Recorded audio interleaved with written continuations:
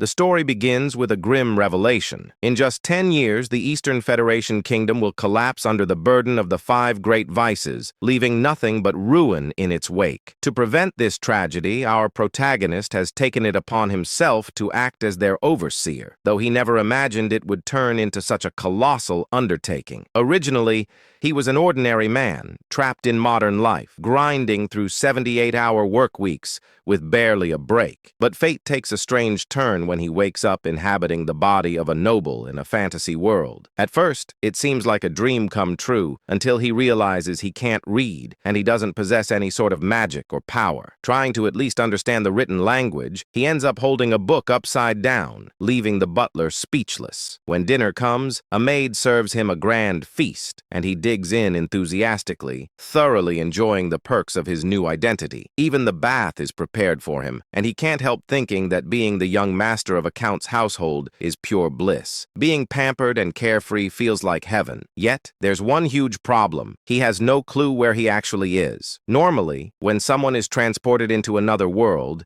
it's from a novel or game they're familiar with. So when one of the maids casually mentions that his older brothers, Leo and Tonio, will be returning tomorrow, he's baffled. The maid, in turn, is surprised that he seems to have forgotten his own family. As he mulls over their names, something clicks. They sound painfully familiar. Then it hits him like lightning. He's in the world of Psychedelia, a turn-based RPG he used to play during his rare moments of free time. But there's a catch. In every possible storyline of Psychedelia, once the 5 great vices, wrath, greed, sloth, pride, and obsession, emerge, the kingdom's nobility and cities fall into madness and destruction, and the Palacio family, where he now finds himself, is infamous in one of the game's early side quests. The eldest son, Leo Palacio, is dubbed the King of Lust, while the second son, Tonio, is known as the King of Vice. When he realizes this, he drops to his knees. He remembers this place vividly. It's the very first sub-quest of the game. Looking around, he sees that the mansion is exactly how it appeared in Psychedelia. The Palacio household is destined to be among the first noble families wiped out by the 5 great vices. And his current identity? The third son, Alan Palacio, a minor villain who meets a terrible end. His face remains blank as this truth sinks in. Even though he's just discovered that his death is certain, the only thing that crosses his mind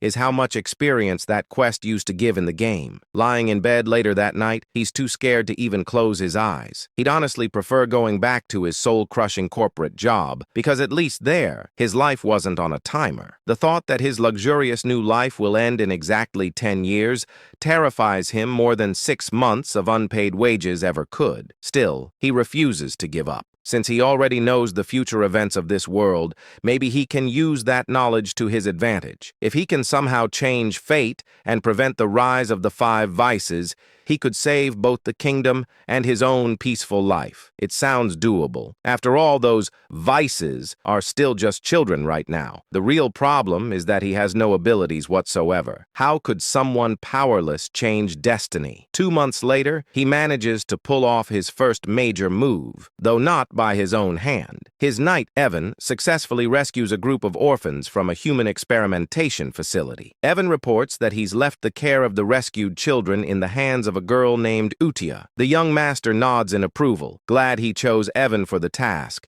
as the knight proves to be capable and trustworthy. However, because his face rarely shows emotion anymore, Evan can't tell whether that nod was a compliment or just indifference. Trying to clarify, the young master forces an awkward smile, which only makes Evan think he'll never get used to his lord's new demeanor. He recalls how Alan used to be easy to read, cheerful or gloomy. His emotions were always visible, but now he seems eerily expressionless. Even the protagonist suspects that possessing Alan's body may have left his facial expressions frozen. Evan, still uncertain, decides to accept the gesture as praise. The protagonist reflects that Evan is one of the rare honest souls in the corrupt world of Psychedelia, a loyal knight who never betrays those he serves. That's why he recruited him right away upon meeting him. Finally, Evan reminds him that the main reason he was sent to the testing facility was to save Utia, and the young master confirms that's correct. Evan remarks that he can understand why his master went out of his way to save the girl.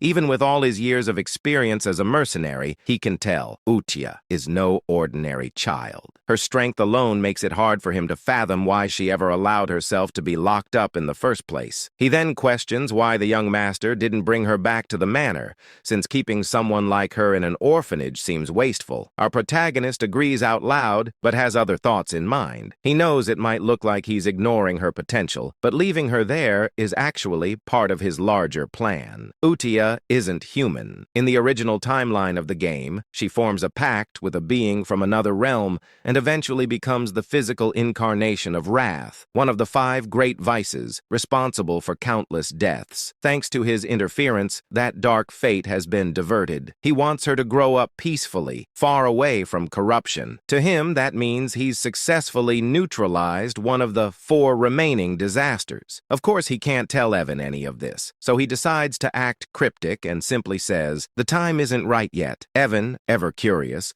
wonders what his master means, but doesn't pry. Every supporting character has their own story, after all. He promises to respect his master's wishes. The young noble instructs Evan to keep the matter quiet and to ensure the orphanage receives enough funding for a comfortable life. Then he hands him a letter, asking him to deliver it personally to Utia. When Evan asks what the letter is about, his master brushes it off, claiming it's just a note to check on her well-being. He says he wants to reassure the girl after everything she's been through. Evan nods, vows to deliver it promptly, and rides off on horseback. Once alone, the young master wonders whether his letter will actually bring her comfort. In truth, it contains something entirely different, a few lines he remembers from the game. Back then, when Utia had already become the embodiment of wrath and was laying waste to the kingdom, the archbishop mentioned a strange phrase about a spell capable of reaching a non-human like her. The line went something like, "Cast agony from the shadows with the light of the fallen's grace." He never quite understood its meaning, but in the game, those words momentarily resonated with her before she killed the archbishop anyway. It wasn't that the spell failed, it had simply come too late, and her rage consumed her before peace could take root. Now,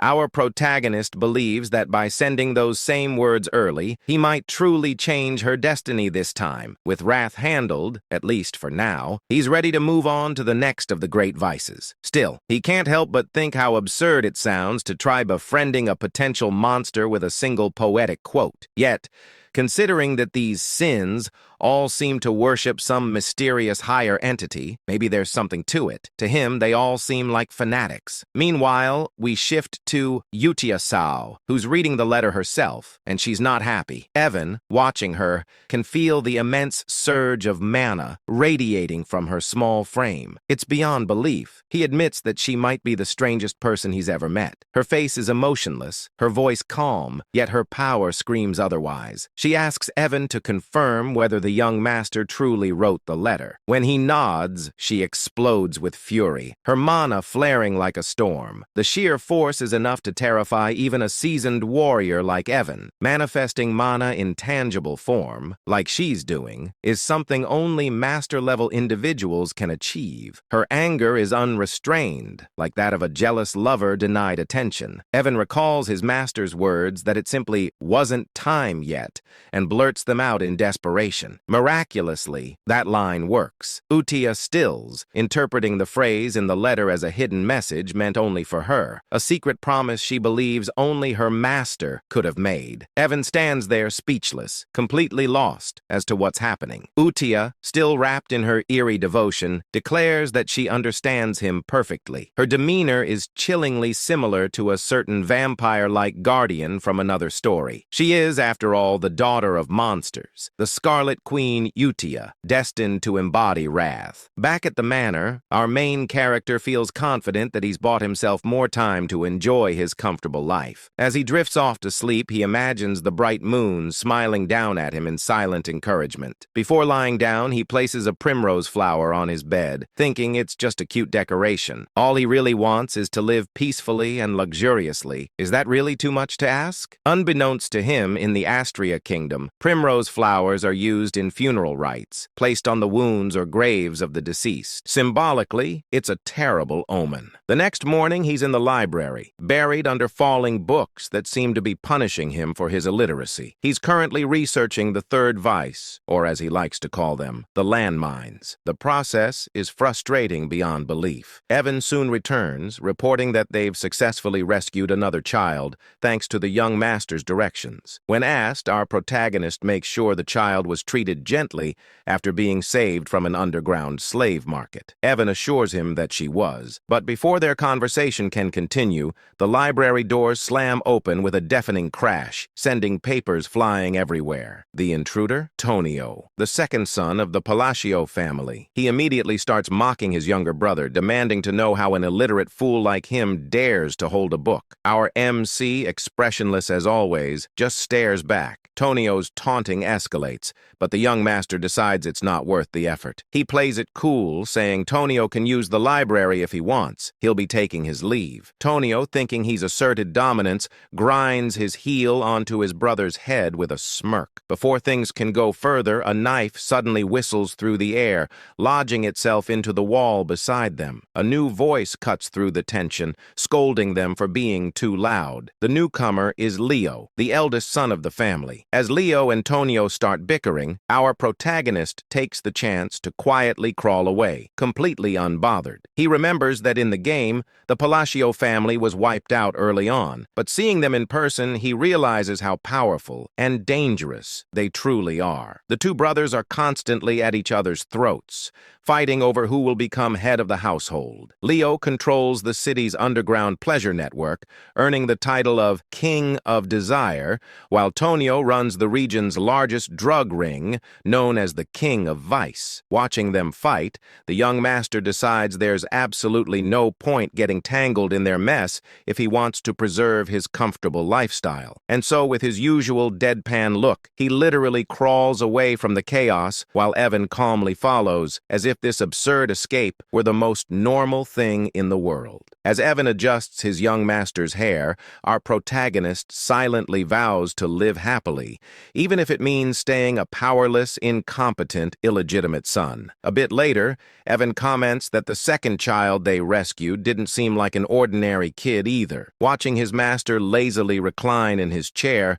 Evan can't help but question reality itself. How could a man like this, who complains constantly and seems incapable of serious work, possibly have knowledge about illegal slave markets and secret human experiments scattered across the kingdom? Evan figures it must be difficult for his young master to maintain composure around his vicious brothers, while the man himself simply mutters about how exhausted he is. Then Evan asks why he decided to send that second rescued child to the orphanage. Of course, the young master has his reasons. He knows this boy isn't just another victim, he's an anomaly. The child hails from the Escalian Kingdom, the central state within the United Realm. In the world of psychedelia, this boy is known as Deus Macallion, the second major boss. In the game, after enduring slavery and brutal abuse, he eventually becomes the living embodiment of the sin of sloth, wreaking unspeakable havoc across the land. Many players were shocked by the cruelty of his story. Despite being associated with sloth, Deus was anything but lazy. He was known for relentless determination and an unshakable sense of justice, repaying both kindness and vengeance many times over. That's exactly why our protagonist told Evan to treat Deus with utmost care and gentleness. Even now, he still shudders remembering the nightmarish difficulty of Deus's battle scenes in the game. Trying to maintain his mysterious, wise, noble persona, he tells Evan the same cryptic line he always does. It's not the right time yet. Evan nods, unfazed, having grown used to his master's strange riddles. He then asks if the letter sent to Eutia this time was related to the second child. The young master confirms, but the reality is more ridiculous. Inside the letter, he's simply venting to Eutia about how his older brothers keep bullying him. It's both pitiful and hilarious. Still, he claims that he asked her to look after the second child who isn't feeling well. Technically, that's true. Deus really does need time to heal. Meanwhile, at the orphanage, Deus sits alone, trying to hide his injuries and scars. Utia approaches him, studying him with cold curiosity. She asks if he's broken. Then, in a chilling tone,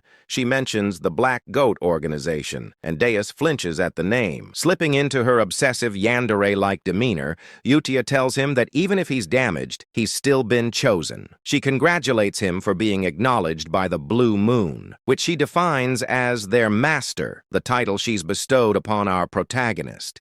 It's clear she's forming an organization centered around him, and she promises Deus that if he remains loyal, he'll have his chance at revenge. Hearing this ignites something deep within him, and his latent magic, or perhaps the authority of sloth, begins to awaken. Satisfied, Utia happily decides to write her first reply letter to their master, grinning far too brightly for someone covered in mana scars. Back at the manor, the young master is buried in books, still researching clues about the third child. That's when Evan bursts into the room with alarming news. The second son of the Palacio family is dead. Even though our protagonist knew this event was destined to happen, the suddenness of it still rattles him. The funeral is held immediately, and to everyone's disgust, their father arrives with 2 escorts on his arms. Watching the scene, the young master can only think, even for this messed-up family, that's too far. He muses that psychedelia truly is the definition of a dark fantasy. As for Tonio's accidental death, something feels off. In the game, Leo had sobbed hysterically after killing his brother and claiming the title of heir. But here, Leo stands over the coffin smirking, not even pretending to grieve. At least try to act sad, our MC thinks to himself. Still, this isn't his problem. His focus remains on preventing the downfall tied to the 5 great sins. A year passes.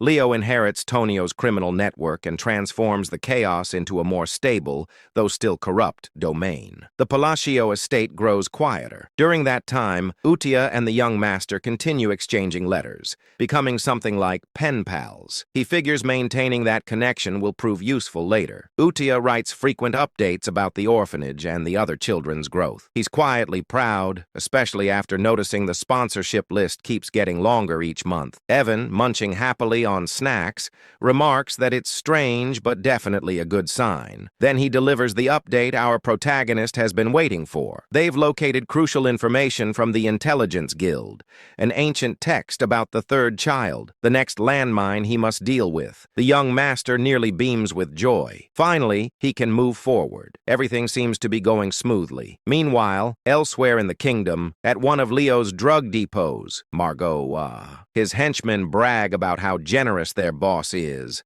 boasting that his operations now number in the hundreds. Their laughter dies quickly when chaos erupts. One by one, the men turn on themselves, screaming as if something invisible is forcing their bodies to move against their will. The perpetrators are none other than Utia and Deus. Deus manipulates deadly threads of magic, effortlessly erasing the entire group. He then turns to Utia, asking if slaughtering these people is truly necessary. She replies coldly, asking if he pities them. He answers that he doesn't. After all, these scum used human lives to produce drugs. Utia explains that this is purification, necessary to prepare for their master's rise. With a serene, almost divine smile, she says they can't let the place remain filthy when he returns. Dees nods in understanding, or at least he thinks he understands. Together they etch a glowing sigil into the ground. A surge of mana explodes outward, leaving behind a crescent-shaped mark. As they ascend into the night sky, Utia declares that all of this is for their master, the Blue Moon, and that they are his sword and shield. 2 years pass since the letter exchange began. Evan has been relentlessly pursuing leads on the remaining sins, and now he collapses on the grass, utterly drained. A touch of his master's mana restores his energy. Evan announces that they've finally located the 5th child and safely placed them in the orphanage. For the first time in years, our protagonist feels genuine relief. Though his expression doesn't show it, he's deeply moved. He's done it. He's saved all 5 children before their descent into sin. To celebrate, he rewards Evan with cake and tea, praising his dedication, finding the sin of greed. The 3rd child had been the hardest, but they managed it thanks to his insider knowledge from the game. Everything is finally in order. Evan asks why he doesn't seem happier. The young master insists he's thrilled, but his completely blank face betrays him. We even get a close-up of his smile, which is utterly non-existent. non-existent. Evan just sighs. He's used to it by now. Reflecting on their progress, the young master admits he never imagined things would go this smoothly. In the game,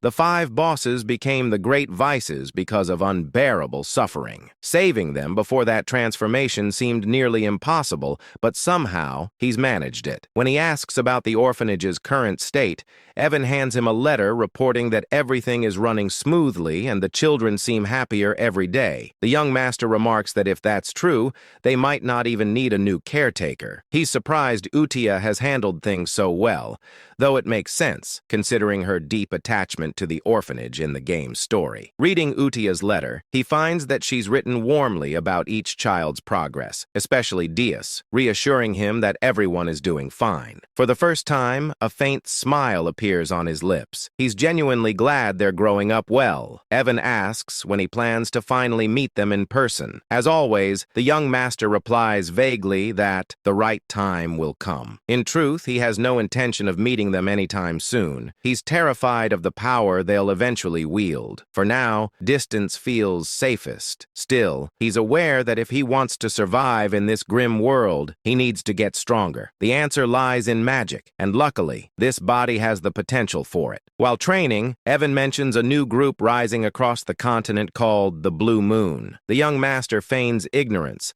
but Evan explains they've been targeting corrupt nobles and criminal rings. Outwardly, he praises them, thinking it's a good thing, but deep down, he's uneasy. He doesn't remember this group from the game. Evan jokingly warns him to be careful, since Blue Moon's next likely targets are the nobility themselves. The young master freezes, then nervously orders Evan to start sleeping in the room next to his, just in case. Meanwhile, at the orphanage, Utia convenes a Blue Moon meeting, the sin of Satyam pride. A girl named Sol Rang Di reports that she eliminated a group of slavers by decapitating them all. She boasts about playing a guessing game with them, promising to spare anyone who could correctly name her eye color. None survived. Then, Rena, the sin of greed, gracefully reports that all bodies were dissolved without leaving a trace. The organization is growing, and its devotion to the Blue Moon is only getting stronger. The sin of misophobia. Radin reports that he also wrapped things up in the south,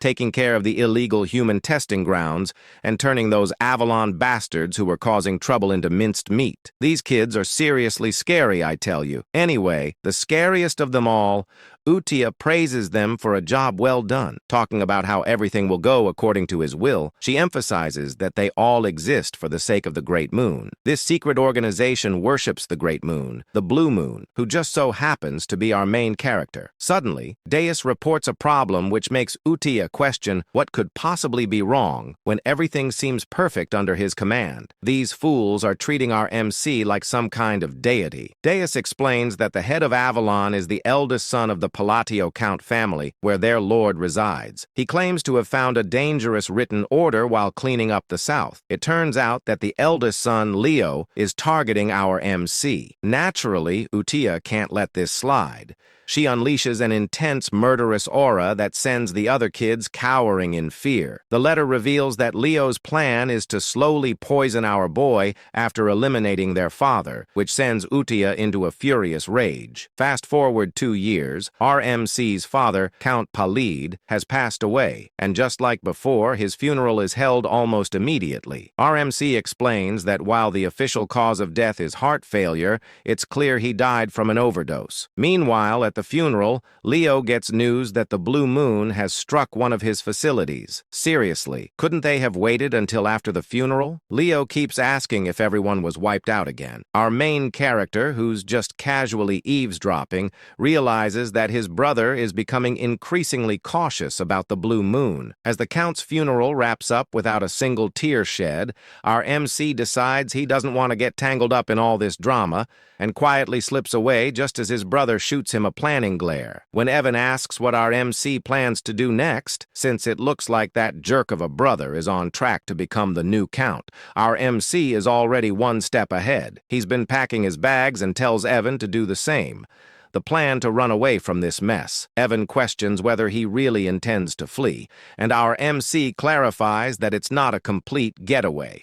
They're just heading downtown to lay low for a bit. When Evan asks if he means the town of Rodmill, our guy confirms it. He's been eyeing Rodmill for a while now, and it's a small town in the south of Paleo, making it the perfect hideout. Plus, he's timed it well since Leo has been giving him some seriously unsettling looks. Once they arrive in Rodmill, our MC actually starts enjoying life, whipping up some delicious-looking toast while Evan just goes along with everything like it's the most normal thing ever. But 3 days later, their peaceful existence is shattered when our MC is forced to return home for his brother's funeral. He can't believe he's back so soon. According to the game, Leo wasn't supposed to die yet. The cause of the death is a stab through the heart, which leaves our MC wondering who could have done such a thing. He tries to ask one of the servants about the details, but they scream in horror as if they're about to meet their end. It's not just that. All the servants are acting strangely, overly apologetic, and treating him like he's some kind of mafia boss. He can't help but wonder what's going on with these people. As he's making his way out, Evan catches up to him, and he asks him if he found out why the servants are acting so weird. Evan claims he did, and playfully wonders if our MC was the one who made the Avalon drug organization disappear overnight. Turns out Leo was the head of that organization, and now that he's gone, it seems like the whole thing vanished without a trace. We then flash back to the day our main character set off for Rodmill. Inside the carriage, Evan was curious, asking why he's heading to a small town like Rodmill instead of a bustling city. Our MC explains that a city is simply not an option for him. Rodmill is his ultimate destination, the end game in all his plans. He shares that his mission is straightforward: save the 5 great sins from their misfortunes to prevent the world from crumbling. Plus, since Rodmill isn't part of the original story and has a villa, it's the ideal spot for him. A villa is a separate estate, making it the perfect hideaway for a laid-back noble like him, where he can relax and do absolutely nothing. Honestly, I share that dream. If you like this video,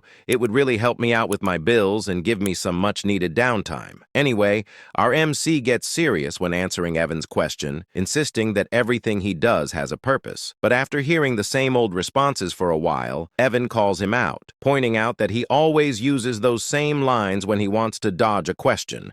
He tells our MC that he can't fool him anymore. Our MC is taken aback by how Evan has seen through his little lies. As their banter continues, Leo, who's been watching our MC drive away, contemplates whether he should kill him or not. According to Leo, it doesn't really matter if our MC lives or dies. He had already planned to poison him, but now that our MC has decided to leave for the border, Leo feels he has no reason to go through with it. Yet for some inexplicable reason, he still feels the urge to eliminate him. He instructs one of his henchmen, Alman, to follow the carriage. Alman, however, asks if that means he's supposed to kill the MC. This question leaves Leo baffled. Alman has never questioned him before, no matter what orders he received. He usually just follows them without a word. So for him to speak up like this feels a bit odd. Leo reminds Alman that his job is to obey him, but before he can finish, Alman lunges at him, stabbing him right through the heart. Leo, in shock, shouts out why Alman would betray him like this, but Alman simply replies that he enjoys playing war. We soon discover that Alman is actually part of the Blue Moon organization,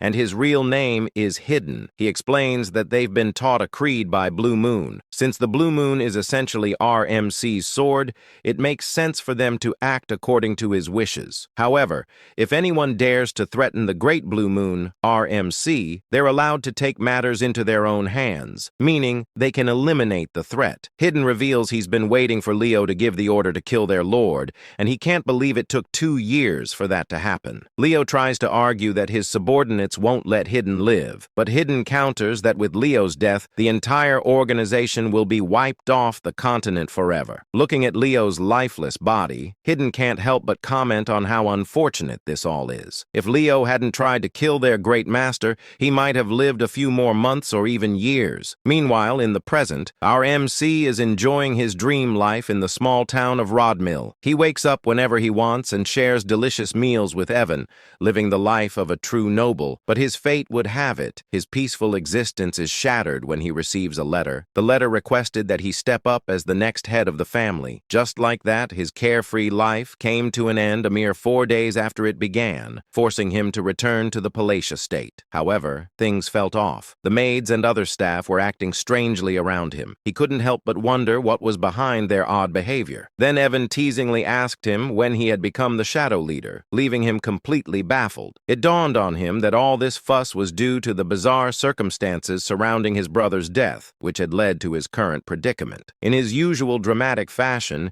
he started sobbing, pleading with Evan to help him understand why he was seen as the villain in this story. Evan pointed out that since he stood to gain the most from the situation, it was only natural for people to suspect he had a hand in his brother's murder. Right after he left the estate, Leo was killed, and our main character had the perfect alibi to step into the role of the next count. Realizing how his plan to avoid this mess had backfired, he felt a wave of frustration. But Evan tried to lift his spirits, explaining that with the drug organization, Avalon out of the picture, and his brother gone, he wouldn't have to worry about anything anymore. Evan jokingly added that in short, our main character was now the new shadow leader of the county, who had supposedly orchestrated the assassination of a swordmaster. Despite Leo's scummy reputation, he was still regarded as a swordmaster. Our main character began to ponder where to even begin, as he couldn't think of any organization capable of taking out a key figure in the underworld so swiftly. He asked Evan about the group he had heard hunted other organizations, to which Evan wondered if he meant the Blue Moon. Our main character speculated whether the Blue Moon could be behind his brother's death and the downfall of Avalon. However, Evan quickly clears things up, saying that according to the Information Guild, the Blue Moon isn't to blame. Instead of leaving behind bodies,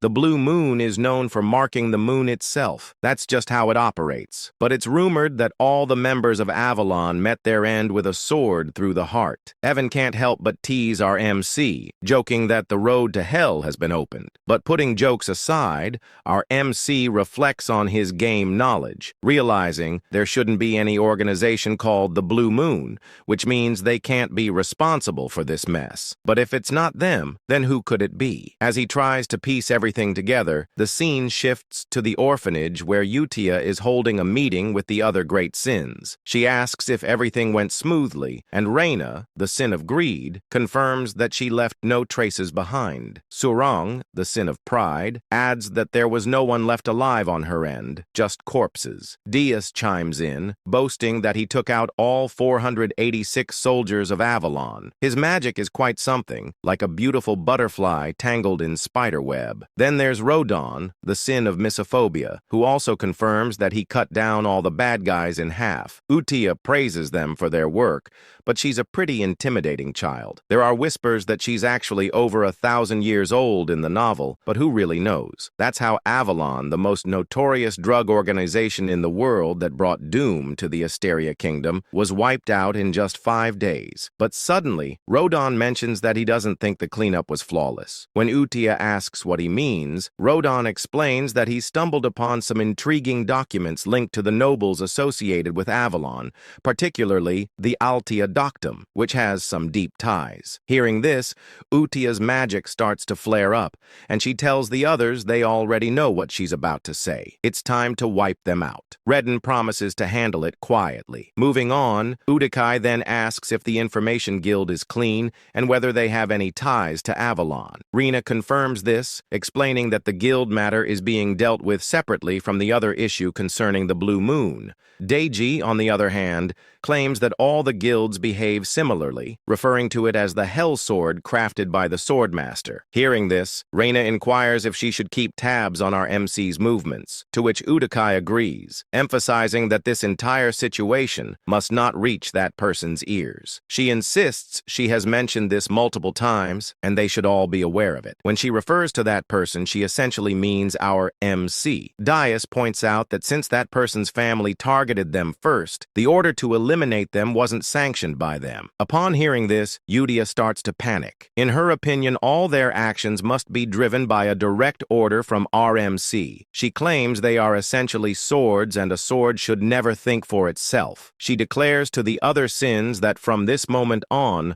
all members of the Blue Moon must only act on orders, and they should take this decree seriously. This leaves the other sins feeling a bit uneasy, as Yudia adds that they must never disappoint that person no matter what. Inwardly, Deus thinks he can't quite grasp any of this. For someone as powerful as Yudia to feel anxiety and restlessness simply because she's discovered by that person seems excessive. But nevertheless, he tells Yudia that he understands. They conclude their meetings by chanting that everything is for the Great Moon, which is essentially afraid how the Shadow Garden from Eminence in Shadow wraps up their meetings. Meanwhile, back to our MC, he finds himself buried in paperwork as the new Count of Palacio. He explains that after his brother's funeral, he faced a full month of endless duties, and he feels overwhelmed by them. He starts shedding some tears, lamenting that he just wants to loaf around and do nothing. This fool even claims that's what it means to be a noble. Anyway, he couldn't help but think that even though he had made quite a few enemies, his brother Leo's death was supposed to happen 6 years from now. But with the strange circumstances surrounding all his brother's deaths, everything shifted. And now all the family responsibilities had landed on him as the sole heir. Just then, a few ministers from the county walked in, bringing even more paperwork for him to deal with. He closed his eyes and started to wonder why everyone in the county suddenly seemed to be working so hard. Back when his father was still the count, they would slack off and treat work like a rainy school day. He waved at them, signaling to drop the paperwork on his desk. But in the minister's eyes, he was radiating a deathly aura. They began to worry if they had somehow angered him, with some even vowing to work even harder to avoid any consequences. He was a secret mastermind who would eliminate anyone who displeased him, but having been a former workhorse himself, he wasn't handling all this pressure very well. He wondered if it would be possible to get the ministers to do all the work for him. Later that night, Evan was a bit shocked to find out that our boy had reached the 2nd tier in magic after just 2 years of self-study in poisoncraft, which meant he was quite talented and not shy about showing it. The little rascal was casting spells all over the house. Normally, it takes about 4 to 5 years of instruction to reach the 2nd tier in magic, and it often requires a natural talent as well. Our protagonist agreed that his magical talent was pretty decent. Deep down, though, he knows he's been practicing hard for self-defense because something just doesn't feel right. To wield magic effectively for protection, one must have perfect control over their mana, just like he's managing to do at this moment. Still, he can't help but wonder what good his magic is if it's only half-baked. He insists he's tried every type of magic this fantasy world offers, and at first, it was thrilling. He thought that mastering magic would mean he'd have nothing to fear, but now it feels more like he's scrambling to learn magic just to save his own skin. That's when the harsh reality hits him. His mana capacity is alarmingly small. Without enough mana, there's no magic, and that spells trouble, possibly even death. As he wallows in his predicament, we discover that innate mana capacity is akin to an athlete's natural weight class. While some are born with extraordinary talent, our main character is stuck with a minuscule mana pool, and no amount of training will change that. Yet he clings to a glimmer of hope. If all else fails, there's a way to fix it. Just then, Evan interrupts his thoughts, announcing that his invitation to the ball has finally arrived, leaving our present puzzled about what he's talking about. The scene shifts a few days later to the grand ball, where our main character makes his entrance in some truly majestic attire. The fit is impressive, but being the introverted guy he is, he claims to be already worn out, even though he just got there. This party, let's call it what it is your typical aristocratic gathering in the southern part of the Asteria Kingdom. It's basically a meet and greet for nobles, and since our MC is about to be sworn in as a count soon, he really has to show up. He gets into serious mode, thinking this is his golden opportunity to network with the nobility, which is crucial for his ultimate goal of living a peaceful life. But soon enough, he realizes that making those connections is going to be a lot tougher than he thought, as everyone seems to be fleeing from him in sheer terror. He even tries waving at them, but they literally just run away. Evan, his friend, tries to lift his spirits, telling him not to be down, But our guy insists he's not upset at all, even if his expression says otherwise. He tells Evan he expected this reaction and vows to try harder as he heads out on his own. However, our protagonist seems a bit clueless about what's really happening. He thinks the other nobles are looking down on him for being a low-class noble without any backing, and he's not entirely wrong. The current Palacio household is indeed filled with troublemakers, like his two older brothers. Picking up a wine glass, he assistants himself that he didn't come to the ball without a plan and is determined to unlock the social skills he's been secretly honing. He starts talking aloud about the wine's unique aroma in an attempt to spark a conversation, but due to a mysterious condition that makes it hard for him to show emotions on his face, he ends up looking quite villainous, especially when he tries to smile. He tells a lady he'd love to have some bottles at home, all the while thinking his smile is perfect. But in her eyes, he resembles a demon king, and she bolts, saying she'll tell her father to prepare them right away. To the other nobles, it looks like our protagonist just extorted and blackmailed the poor lady into giving him a limited edition regional wine. What a mess. Evan tries to comfort him while our protagonist insists that the lady must have just been shy. Later, we find him sulking in a corner while Evan is happily munching on food, teasing him about how his list of gifts has grown. It turns out the wine incident wasn't a one-off. Every time he tries to talk to someone, they think he's trying to blackmail them, handing him things like a panacea, citrus tea, and more. He can't shake the thought that Pazio has become way more notorious than he ever imagined. With rumors swirling about him having killed his two brothers, he's basically turned into a figure of fear and dread. Feeling down, he tells Evan he needs some fresh air. As he steps outside, a certain red-haired beauty catches his eye. While he's out there, he can't help but wonder where it all went wrong. Suddenly, a soft voice calls out to him from behind,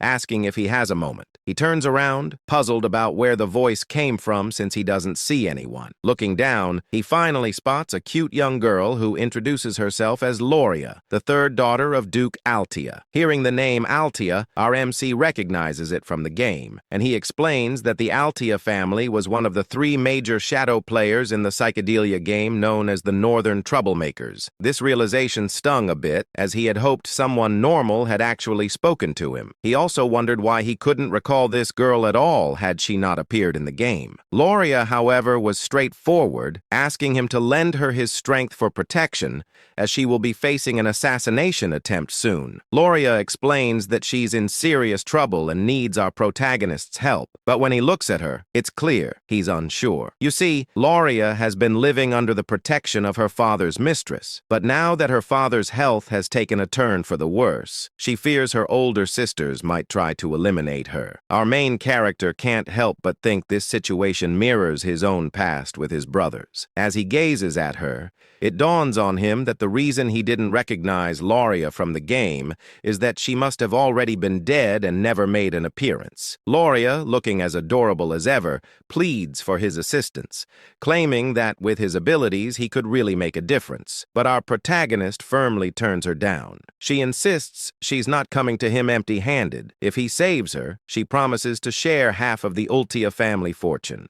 Still, he walks away feeling a twinge of sympathy for her. Deep down, he knows he can barely manage his own magic, so it's best not to give her any false hope. Despite wanting to help, he's not the all-powerful figure everyone thinks he is. As he heads into the party room, he can't shake the image of Loria's sad face, which makes him feel guilty. He wishes her luck before stepping inside. Meanwhile, Deese and Ren, who have been observing from a distance, start to wonder what their next move should be since one of the Ultia family members has approached their master. Deus ponders whether he should report this to the Red Moon, a code name for Utia, but Ren reassures him that everything's okay, because according to their intel, Loria is the only member of Altia not tangled up with Avalon. This means she's pretty much safe since Ronan, the one with the sin of meophobia, has gone off to deal with the rest of her family. They've decided that the rest of the Altia household household is going to be wiped out, all under the orders of the Red Moon. Ren adds that their main mission right now is to ensure their master doesn't catch wind of anything related to the Avalon situation. Meanwhile, our clueless main character is left wondering why everyone seems to be avoiding him. Does he have some sort of invisible barrier keeping people at bay? Just then, the red-haired woman from earlier approaches him, and it genuinely brings a smile to his face. Well, more of an inward smile since he can't believe someone actually acknowledged him. He thinks maybe this time he'll actually manage to socialize. But as he turns around, he realizes she's not just any ordinary woman. She's another shadow player. Looking at her, he recalls seeing her face in the game, and it hits him that no normal person would approach him first unless they were trouble. He greets her, calling her Lady Zenonia, which surprises her. How does he know her name? Our protagonist explains that she's quite famous in her own right. In the Asteria Kingdom, there are 3 prominent shadow player families: the Altia in the north, the Patio in the east, and the Zenonia in the west. This stunning, curvy lady is introduced as the eldest daughter of Count Zenonia, Clea. She asks him if she's really that well known, and he explains that while Kalea Patio runs a gang, the Zenonia family operates more like a clever criminal syndicate. Just thinking about it makes him shudder. He insists that what he really needs are some solid connections to help him maintain his peaceful, noble life. For the sake of that easy life he's always dreamed of, he believes he must steer clear of this curvy, stunning woman who seems like trouble. With a respectful bow, he compliments her beauty, almost as if he's trying to say goodbye, but she stops him, saying she wants to have a word with him about something. He replies that he'd love to, but there are too many eyes on them right now. Deep down, he wishes she would just leave him alone. With a smile, she tells him he's just as the rumors say, and adds that she looks forward to seeing him again, leaving him completely dumbfounded. As she walks away, he wonders what that could mean, sensing it's some kind of code, but he shakes it off. Meanwhile, Renee and Diaz, who have been watching from a distance, are pleased that their mission to keep our protagonist in the dark is going smoothly. However, Diaz points out a problem. Looking out the window where our protagonist is standing, they spot someone who has been tailing him for a while, and they quickly rush out to deal with the threat. The next day, our protagonist and Evan find themselves in a forest, with Evan asking if he's really sure this is the canyon he's been searching for. Evan notes that it's midday, the sun is shining, but the canyon is oddly dark. Our boy, however, isn't paying much attention. He's ecstatic that he's finally found his true objective. As they venture inside,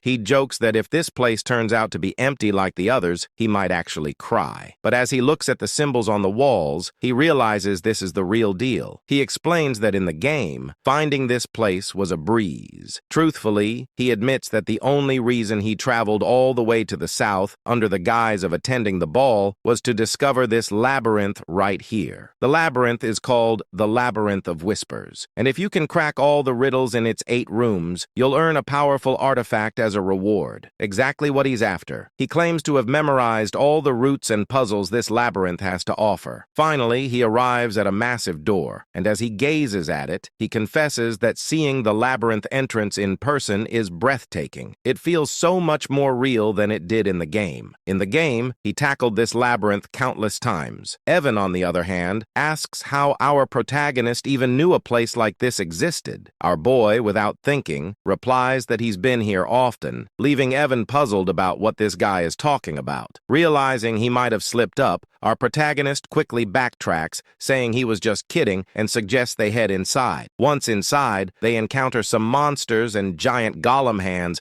that could easily crush them like twigs. Evan wonders if these creatures are tied to the riddle, and if our boy gets the answer wrong, those giant hands will show no mercy. But our boy, unfazed, starts solving the riddle, leaving Evan to wonder how he can remain so calm in such a dire situation. Evan reflects that they've been together for 4 years now, yet he still doesn't understand him at all. Things like saving orphans, repaying random debts, helping free slaves, and even delivering seemingly pointless messages. Yeah, in Evan's eyes, our boy is a total weirdo. Still, watching him solve the riddles with ease makes Evan question how this is even possible. This guy has barely left the estate, yet he seems to know everything about this labyrinth. Regardless, Evan admits that the reason he keeps following this mysterious master of his is simple. Everything he does somehow leads to a good outcome. They finally make it inside, but our main character can't shake off the gruesome visuals of the game. He's feeling queasy, but as they step into a lavish room brimming with treasures and gold,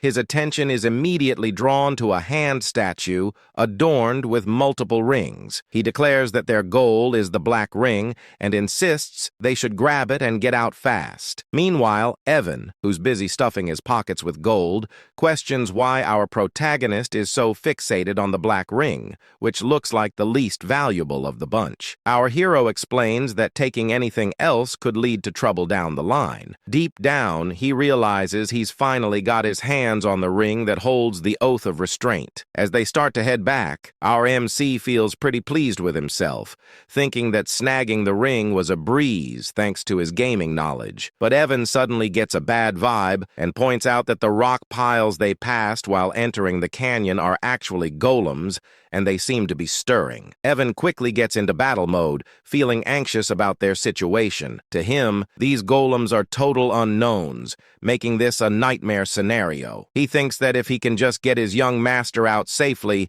he wouldn't mind sacrificing himself. But our protagonist steps up, telling Evan to stand down because he'll take care of the golems. As the golems prepare to attack, Evan urges him to find an escape route first. With the golems closing in, Evan shouts a warning, saying his second-tier magic won't be enough to handle them. But our MC stands tall, confidently, invoking the Oath of Restraint, which activates the black ring. Suddenly, time seems to slow, and he finds himself in a different dimension. A voice introduces itself as a fragment inheriting the great will of Nasilla, instructing our protagonist to state the two restrictions he wishes to impose on himself. Our main character finds himself in a pretty intense situation. In the game, this part showed up as a choice window, but now hearing this mysterious voice and seeing a gigantic face looming in the dark cosmic expanse is a bit overwhelming. The Oath of Restraint is an absorption-type artifact, and as the name suggests, it lets the user impose limitations on themselves in exchange for power. However,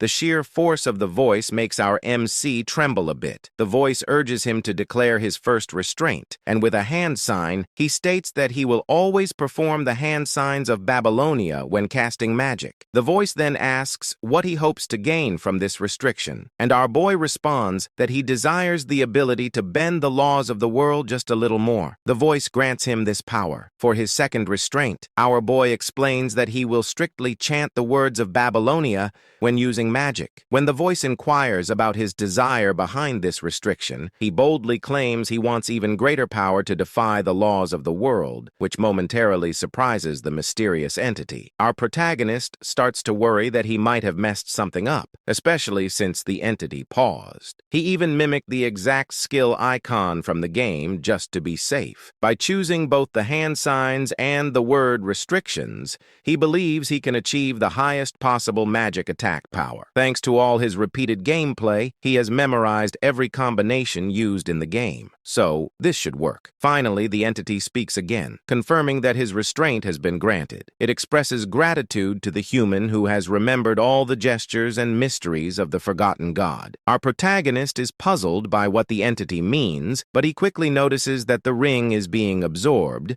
indicating that all the restrictions were successfully applied. The entity concludes by telling our MC that it will always be watching over him as the one who will inherit its will, whatever that means. Just then, time seems to start flowing again, and it's right as the golems launch their attack on our MC. Evan tries to reach him, but our hero, unfazed, begins to cast his magic. He can't help but chuckle at his own spell, thinking how in the game it looked so impressive and powerful. But now, thanks to his meager mana, it's just so small. He gathers it in his hand, reflecting that no matter how hard he pushes himself, this will always be his limit. But hey, it's time to test out his new restraints. I have to say, his magic looks majestic. Maybe it's the pose. Anyway, he starts chanting, with the first word being refraction, which makes his magic begin began to take shape. Then comes repulsion, causing it to swell in size, transforming into a stunning blue light of electric magic. The magic ball is massive. Using hand signs, he adds another chant for direction, and finally, he unleashes it. The way he does it is so grand, reminiscent of how Gojo releases his hollow purple. The sheer power of our boy's magic leaves Evan in shock, as the lightning obliterates all the golems, turning them to dust. In the aftermath, Evan can hardly believe his eyes, wondering what on earth just happened. He asks our protagonist if he's been hiding his power all this time, but our boy shakes his head. Evan explains that in all his 15 years as a mercenary, he's never seen anything like that. He questions if our MC is really sure that was second-tier magic, to which our boy confirms, though deep down, he's just as confused about what transpired. He admits that this wasn't at all like it was in the game. In the game's turn-based battle system of psychedelia, magic could be enhanced each turn through hand signs or incantations. This time, he boosted the chain lightning magic with all 4 incantations and hand signs for a total of 5 turns. In other words, he simply used magic settings for a large-scale lightning spell. However, because of his restraint oath, he had to use the hand signs and incantations for all his magic, meaning his spells were enhanced time and again. Even so, our protagonist felt that the second-tier magic he used was a bit over the top, and the results exceeded his expectations, which caught him off guard. Meanwhile, Evan was just relieved they made it out, and as he sat down, he remarked that watching the battle was way more exhausting than actually fighting. He asked our protagonist, who had created such an unpleasant canyon. After a moment of thought, our hero realized that the Maze of Whispers had a different name in the game. The map layout and strategy guide were posted on the game's community website, and it was called The Maze of Paladon. He told Evan that a guy named Paladon was the one behind it, but Evan was too worn out to even process that information. I really love this duo. Our protagonist grabbed Evan, saying they needed to head back home because he had something in mind to do once they got there. This made Evan question why his usually lazy master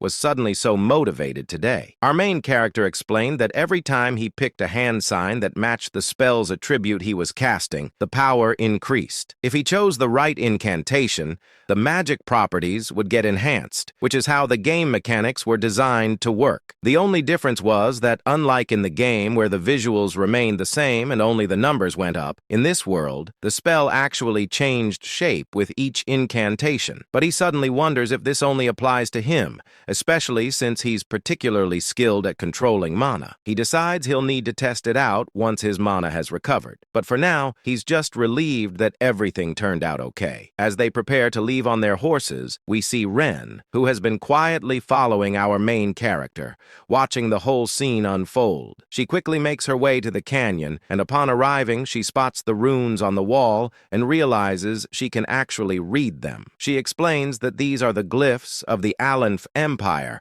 which essentially tell the story of the era of the forgotten outer gods. Renee's eyes catch another glyph hidden in a corner, which she translates as "for my friend, who shall be left alone from the coward Palin." As she examines the glyphs more closely, a smile spreads across her face. She shares that the one who halted the invasion of the dark creatures, standing victorious against the Alcal-Kalaka that devoured the hearts of the citizens, was none other than the brilliant emperor known as Palin the Great. The reason she knows all this is that she inherited all this knowledge at birth thanks to the ancient library she received. She briefly recalls our main character mentioning that Palin was the one who built the canyon.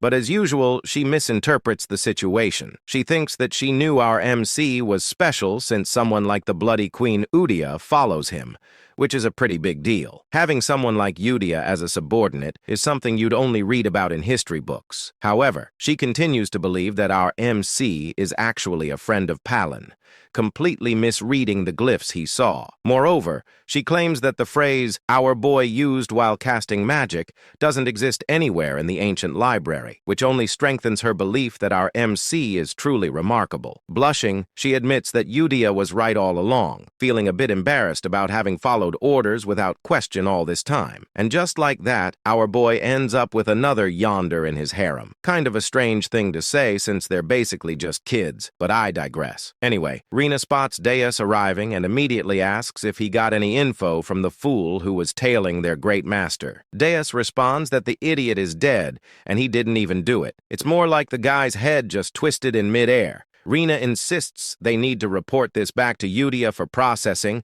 and disagrees. So they head out. Meanwhile, in Zenonia County, Lady Kalia is sipping her tea, pondering how our main character is, just as the rumors say. She notes his chilling, emotionless expression and those abyss-like eyes. It bothers her that he called her famous. Count Zenonia is indeed strong and well-known, but for our boy to label her as famous despite not being involved in social activities is quite intriguing.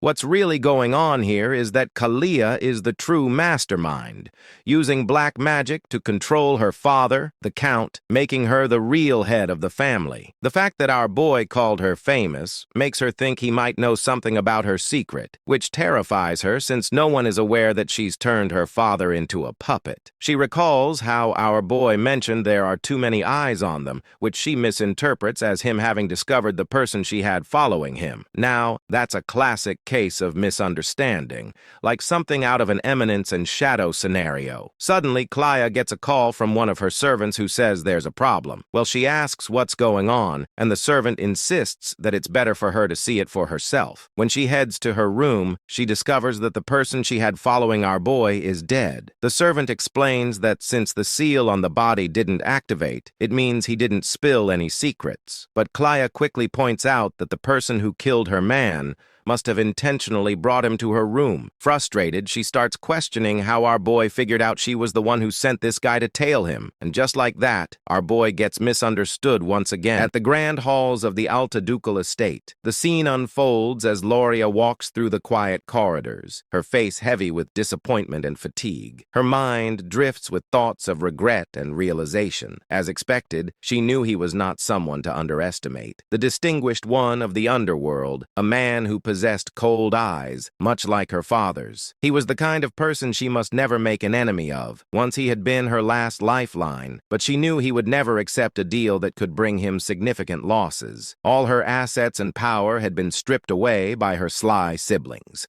The eldest daughter, Mararian, the second son, Ki, the eldest son, Tamion, and the second daughter, Pai. With nothing left, she had survived only through her father's love and mercy. But now, even that seemed uncertain.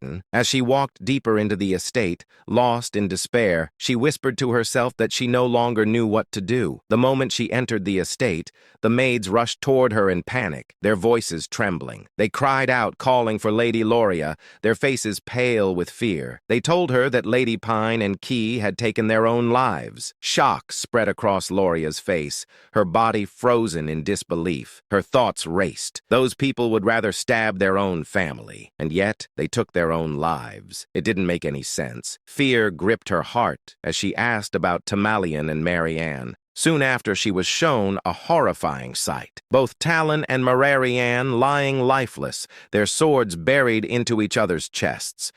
Gloria's body trembled as terror consumed her. Her mind screamed with confusion, wondering why and how such a tragedy had occurred. Meanwhile, outside the Altia estate, Radan was seen leaving swiftly, a faint smirk curling on his lips as he muttered to himself, "Successfully eliminated." Gloria's mind flashed back to Alon's earlier words, the ones that had hinted that good things would soon happen. Remembering that, she felt an icy dread run through her veins. A realization struck her. The true mastermind of the Count's household, the one who had hidden his claws and waited for the right moment to seize power, had finally made his move. This was exactly what he meant. Now she had become the only successor in the ducal family overnight. A bitter laugh escaped her lips as she wondered what kind of monstrous devil she had made a pact with. But she knew there was no going back now. Those who betrayed him had already met terrible fates. There were too many precedents. She told herself that she must walk the path she had chosen, no matter how dark dark it became. A sudden determination lit up her eyes. 2 months later, a grand gift arrived at Duke Alea's estate, addressed to Alon. Upon seeing it, Evan's eyes widened in surprise. It was a bottle of Cernant's wine, a rare and luxurious drink that cost thousands of gold per bottle. He was amazed, saying he had never expected to see such a treasure. When Alon read the letter accompanying it, he realized that the gift had not been sent by Duke Altea himself, but by Loria Alea. It seemed that the youngest daughter had prepared it personally. He was confused, wondering why she would send it to him. The thought stung his conscience, reminding him that he hadn't been able to help her when she needed it most. He turned to the servant and asked if it was truly meant for him. The servant confirmed that the Duke herself had prepared it and ordered him to deliver it personally. That single phrase of the Duke herself made Alan pause. Realization struck him. The youngest Loria had become the Duke. In the next scene, Loria was shown in her office, busy with documents. When her work was finally done, she leaned back, stretching her arms as she softly remarked how quickly 2 months had passed. After her father's funeral, who had passed away due to illness, she had officially become the Duke following the succession ceremony. She recalled how she couldn't even enter that office before. The death of her siblings had happened so suddenly, yet no one had suspected her at all. She had an alibi. She was attending the ball at the time. Back then, her secret organization had been destroyed by her siblings, leaving her utterly powerless when she returned to the mansion. Later, she came to understand how deeply he had calculated everything. He had declined her plea with indifference on the surface, but had perfectly cleaned up everything behind the scenes. She wondered just how far into the future he had planned all of this. She hadn't even informed him about her father's funeral, not wanting to trouble him. Yet, he still helped her. It was clear that he had a reason. He needed Alea for some part of his grand plan. Although she had successfully merged all the subordinate organizations under Altea, it still wasn't enough to match the immense power he hid behind his calm facade. That only meant one thing. He wanted something from her. Palatio, the distinguished figure of the underworld who had risen through sheer business prowess. If there was one thing she possessed that he didn't, it was her ability to manipulate the political stage from the shadows. He needed the Altea name for now. She decided to focus on what she must do, believing that the distinguished one would contact her soon. She hoped he would appreciate her gift of gratitude. The scene shifted once more, showing Alon in his quarters as Loria's servant bowed before him, saying that he would take his lead. Alan stood still, lost in thought, still unable to process the news. The fact that Loria, who had once been threatened with death, was now the Duke, didn't sit right with him. Evan noticed his troubled expression and wondered silently what was wrong with him now. A few months passed. The narration marked that this was 5 years before the original story began. Evan entered with excitement, calling out to Alan and addressing him as the young master before quickly correcting himself to call him the Count. Alan replied calmly that the succession ceremony hadn't taken place yet, but since a year had already passed, he supposed it was fine to be called that. Despite his words, he sighed quietly, thinking that he had never planned on becoming the Count. Still, since he had already adjusted to it, he decided to make the most of his noble status and use it to his advantage. Evan then handed him a letter saying it had arrived from Utia. Alon received it with a thoughtful hum,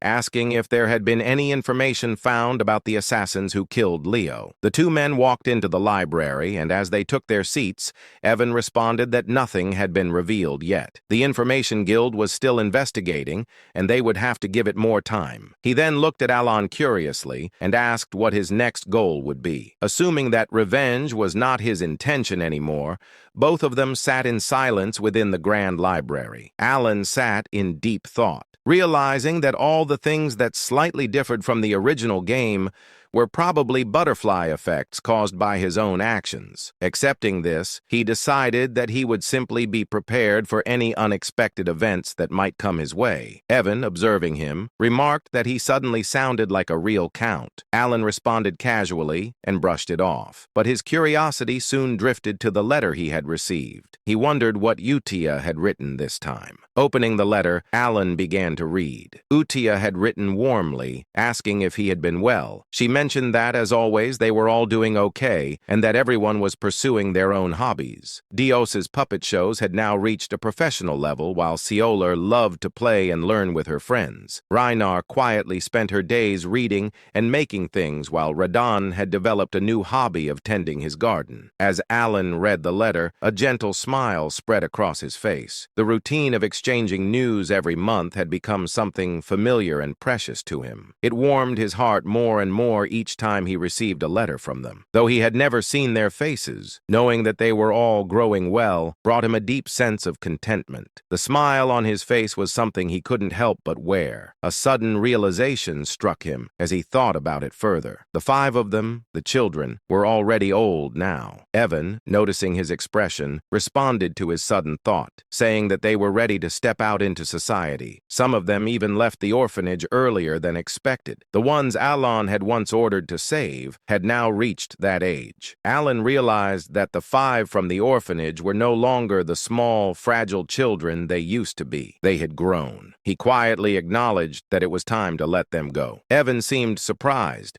reminding him that he had placed them all in one place because they had been wounded. But Alan calmly reasoned that there was no need to do that anymore. The time had come to let them go. He thought to himself that he had cared for them enough to ensure they would not awaken as deadly sins, and because of that, they should be fine now. Evan agreed, noting that since they were all in good health, it was time to move forward. Alan's mind drifted toward his knowledge of the original game. Each boss battle had a rough outline of its setting revealed through narration. Utia possessed the talent of faith. Dios had the talent of the sword. Rina had the talent of studying. Seorang had the talent of a fighter. Roden had the talent of an apostle. If they used their talents in the right fields, they would surely thrive. The thought filled him with satisfaction as he mentally declared it a perfect plan. Feeling determined, he decided that while he was at it, he should also prepare a gift for each of them. He had planned on giving them gifts anyway, and now seemed like the right time. As evening arrived, his work for the day finally came to an end. Evan stretched and exclaimed with relief,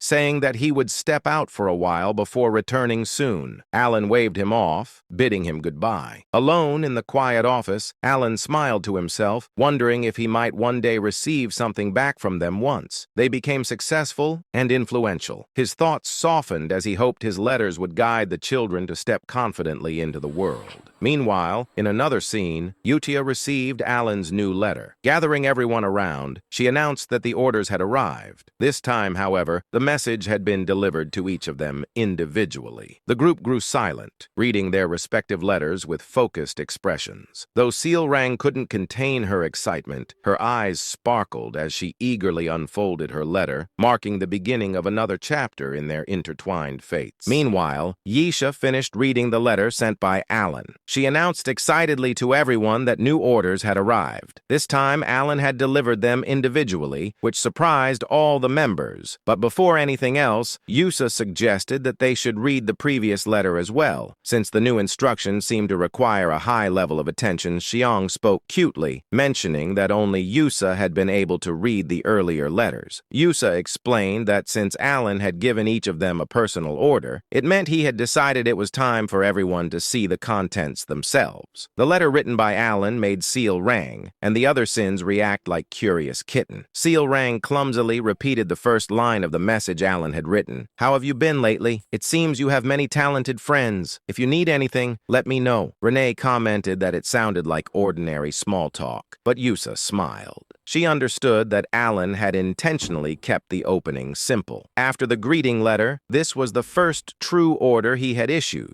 He had defined the elimination targets, assigned missions, and instructed them to report the results afterward. It was during this time that he entrusted Blue Moon to her. As everyone could see, he had personally chosen each of them, and all the sins were excited to meet him. Deus nodded and said it made sense. This prevented information leaked. She remembered her first order and smiled, recalling how firmly she had been told to understand the instruction clearly and carry out the mission without fail. Deus then wondered aloud if it would be better to visit Alan directly or contact him through magic communication. Raiden agreed that if leaks were the issue, letters seemed unusual. Yusa's expression sharpened. She reminded them that their duty was simply to follow Alan's order. She gripped the letter tightly, and Deus let out a sigh at her unwavering resolve. Deus eventually said they should read the orders properly. Moments later, after going through her assignment, she explained that Alan had instructed her to head to Caliban. The nation of knights Seal Rang scoffed, calling it a desert colony she disliked. Raiden mentioned his destination, Rexy, the entertainment city. Renee said she was ordered to go to Latina, the mage city. Finally, Yusha, the female lead of the entire story, looked stunning as always when she spoke. She said she was assigned to the Holy Kingdom of Ryza. Everything they needed to do was clearly written in their letters. Dea said she didn't understand the reason, but Alan had ordered her to become a knight. It felt unusual even for her. Xiang added that Alan had also told her not to worry since the patronage would continue. Reina mentioned that he had revealed the locations of their gifts as well. Raiden responded calmly, saying they would understand everything once they reached their destination. Yusa gathered everyone and repeated the final rule Alan had Guy. They must never mention the name Blue Moon. Everyone agreed and prepared to leave. Next day, all the members assembled and departed to carry out Alan's orders. 3 months later, inside his office, Alan sighed. As expected, there was no noticeable change in the field of magic. He continued reading advanced magical texts to increase his capabilities and muttered that he would have to experiment on his own, ridiculous as it felt. Suddenly, he looked at his knight, Yuan, and asked what he was doing. Alan then remembered something and questioned him about the investigation into the killing of Leo. Yuan replied that the Information Guild still hadn't found anything. Alan seemed surprised for a moment and asked if there was anything else to report. Then he whispered under his breath that the butterfly effect caused by saving the 5 deadly sins had already gone out of control. Even Lyra, who was never supposed to appear in the storyline, had become the Duke of Ayla. The thought distressed him. She was expanding her power and influence at a terrifying pace within the underworld. Alan let out a tired chuckle and told Yuan they should stop investigating the Ascension altogether. It was dull work, and he already had far too many responsibilities piling up. Yuan looked at him with surprise and really master. Alan explained that the entire situation was clearly the result of his own ignorance. In a place like this, almost nothing escaped the network of the Information Guild. Even he felt uneasy about it. If he tried to uncover things he was not meant to touch,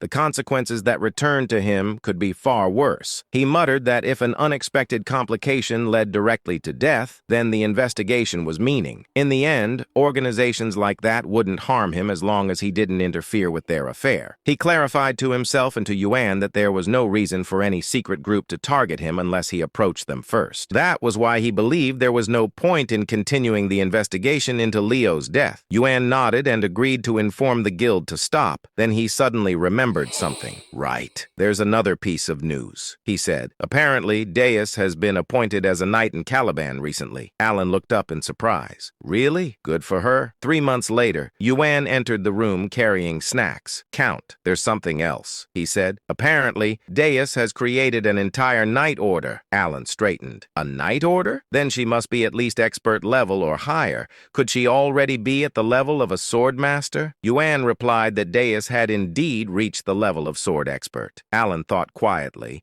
noting that it hadn't been long since she was first appointed. Students across the continent were now talking about it, claiming the world would see a 5th Master Knight within 10 years. Alan raised an eyebrow. Deus, the future Master Knight. You mean the one they call the Sword of Caliban? Yuan chuckled. Yes. She's incredibly talented. Caliban must be in an uproar because of her. She keeps gaining more recognition and followers with her swordsmanship. Alan silently admired her progress. 6 months later, Almost a full year had passed since the 5 deadly sins left the orphanage. Alan had slowly grown accustomed to the responsibilities of a count when Yuan rushed in again with news. "Count, something very recent just came in." Alan asked what it was. Yuan replied, "Deus officially become the Sword of Caliban." Alan froze in place. That meant one thing. She had become the 5th Master Knight. In the next moment, Alan said calmly that only a sword master could become a Master Knight. He explained that the sword master of Physidalia was a superhuman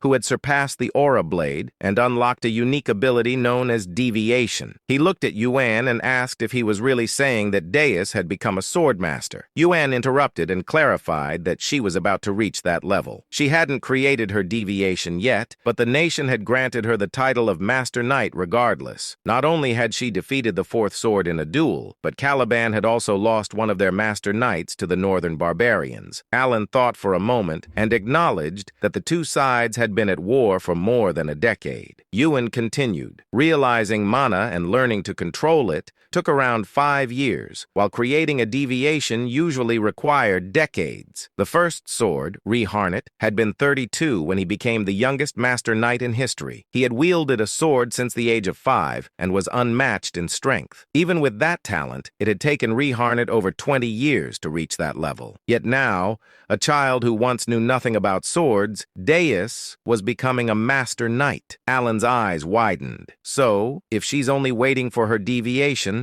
does that mean she has already surpassed Reharnet? She might reach Swordmaster status soon. A small smile appeared on his face. Maybe I can benefit from her sooner than I thought. Yuan quietly took note of his reaction. Alan looked at the letter with surprise and murmured that perhaps he couldn't do anything more. But Yuan immediately insisted that he should not blame himself. Alan held the letter again and explained that he only ever received letters from Yusha. Even after she left for the Holy Kingdom, she continued to send them regularly. Every letter contained news about the 5 deadly sins she grew up with. It seemed they stayed in close contact. He sighed, saying that even though none of them had ever seen his face, they could have at least thanked him for the gifts. He paused, then slapped his cheeks lightly and corrected himself. He was already grateful that they hadn't destroyed the entire kingdom. After awakening as the 5 deadly sins, Alan whispered that as long as they were living well, he was genuinely happy. Then scene shift to Caliban, central area of Kritham. Caliban, the central district where high-ranked nobles resided, held the grand mansion of the illustrious Sor Scapliff Knight Order inside.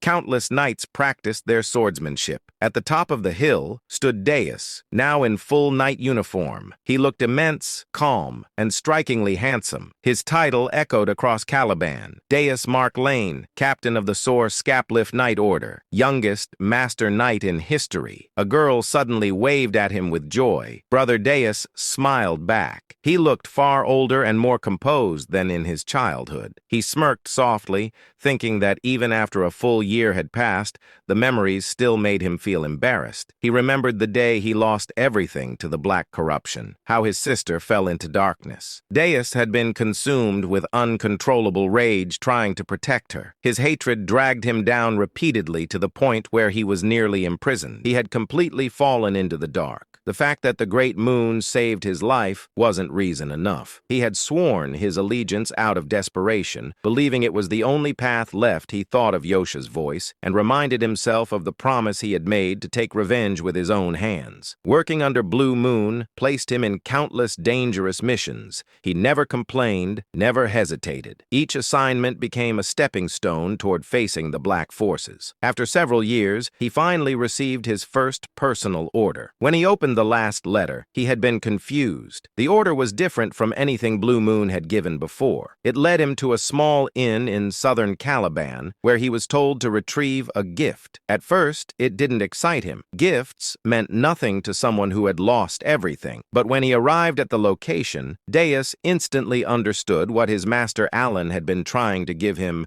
The gift was his sister, alive, safe, and waiting for him. His eyes trembled with disbelief as he read the final line of the letter. "The gift from the great moon is your family, the one you thought you lost forever." Deus broke down. Tears streamed uncontrollably as he ran forward and embraced her with shaking arms. His sister stared at him in shock, unable to believe what she was seeing. To Deus, she was more precious than his own life. The brother embraced his sister tightly. His voice trembled as he tried to speak through the tears. He said that the sister he had believed to be dead was still alive. Overwhelmed by pain and relief, he looked at her and asked what had happened after he lost her. Styla also cried while holding her brother's arm, offering a faint smile of comfort. A little later, they sat together with cups of tea. When she had calmed, she began to explain. After those people dragged her away, she had been trapped in darkness for a long time. The memories returned vividly as she spoke. She described being locked inside a pitch-black cage, waiting for the moment she would be taken out to be killed. When her turn finally came, someone terrifyingly strong appeared. That person grabbed her hand and pulled her toward the light, allowing her to escape and survive. Years later, when she was nearly sold to a slave merchant, another powerful figure protected her again. A blade cut through the attackers, saving her a second time. That person was Alan's knight, Yuan, who rescued Styla, Dana's sister. Returning to the present, Styla explained that after those events, he had received precious medicine from a sponsor. She confidently repeated his words while holding Alan's letter. She explained that the letter had been handed to him directly and that Alan continued to send medicine and support without fail. The name written on the letter was Alan Palestonio, and the message stated that Alan had sent everything specifically for Styla, and she added that Alan had instructed him to deliver it personally. By that moment, Deuce understood that the Great Moon had been acting for her sake as well.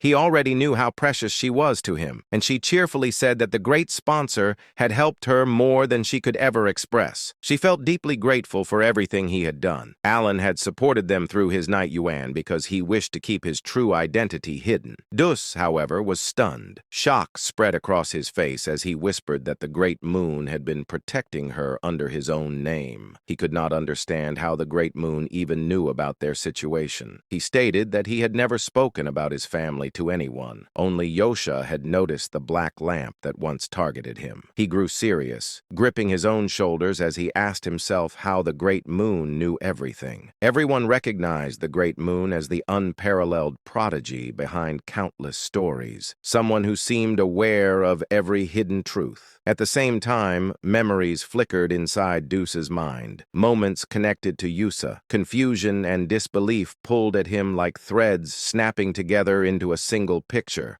Everything suddenly aligned. He struggled to understand the anxiety Yusa had shown whenever she spoke about the Great Moon, the nervousness in her voice, and her repeated reminder that a sword could never act on its own without its master. Darkness washed through his thoughts as he realized that the foolish one had been himself. Yet a glimmer of hope remained. He remembered the words he had once heard. The Great Moon already knew everything and had been leaving hints for the child who would be forced to survive alone. His body trembled, his voice shaking as this truth finally struck him. Styla pulled him out of that spiraling realization and asked why he looked so stunned. Inside, Dus understood that his own sword had dared to act alone, yet the Great Moon had chosen to be merciful. The narrator's view widened, revealing how the Great Moon, Alan, had been guiding Deuce's life like a carefully arranged strategy, almost as if controlling him like a puppet. Dus whispered that he had spent all those years consumed by hatred and revenge against the Black Sheep, never realizing the truth behind everything. Danis looked at his sister. Her cheerful expression carried the brightness of someone who had emerged from a long, terrifying darkness. She had survived, saved the Great Moon, and protected their family. To him, that survival felt like a gift beyond measure. His thoughts twisted again as Yusa's words echoed in his mind. She had always told him that one day he would understand why she followed the man who was truly terrifying, the Great Moon. Danis realized realized she had never been a fanatic, nor someone who clung to blind trust. She had earned Caliban and become a knight through her own will, and yet she prayed to Alan as if he were a god. Now Vanuz finally understood why. Determination tightened his expression. He declared that his mission was to reach the pinnacle of Caliban, to stand as a master knight, and to create a personal knight order composed of the finest swordsmen devoted to the great moon. He also understood why Yusa always said that Alan was her god and lifesaver. She felt nothing but unwavering loyalty toward him. Fueled by his decision, Deuce embraced the path of sword mastery and the creation of his knight order. The story of their rise began to take shape. Sometime later, Danus stood on the balcony. A tall knight approached and informed him that the time had come. Danus walked forward and looked down at the assembled knight order. He announced that this expedition would become the first stepping stone for the solar skeletons. Hardship meant nothing to him. He gripped his mesmerizing yet terrifying sword and declared that he awaited the day he could offer his gratitude to the great moon, along with a repayment that would satisfy him. His eyes glowed with dark determination, his loyalty toward the prodigy of their age unwavering. He vowed to prove himself under the moon. The solar skeleton knights then departed for an expedition against the barbarians. Dina sat outside quietly, thinking that the place felt peaceful, perhaps because all his subordinates had grown into capable warriors. Meanwhile,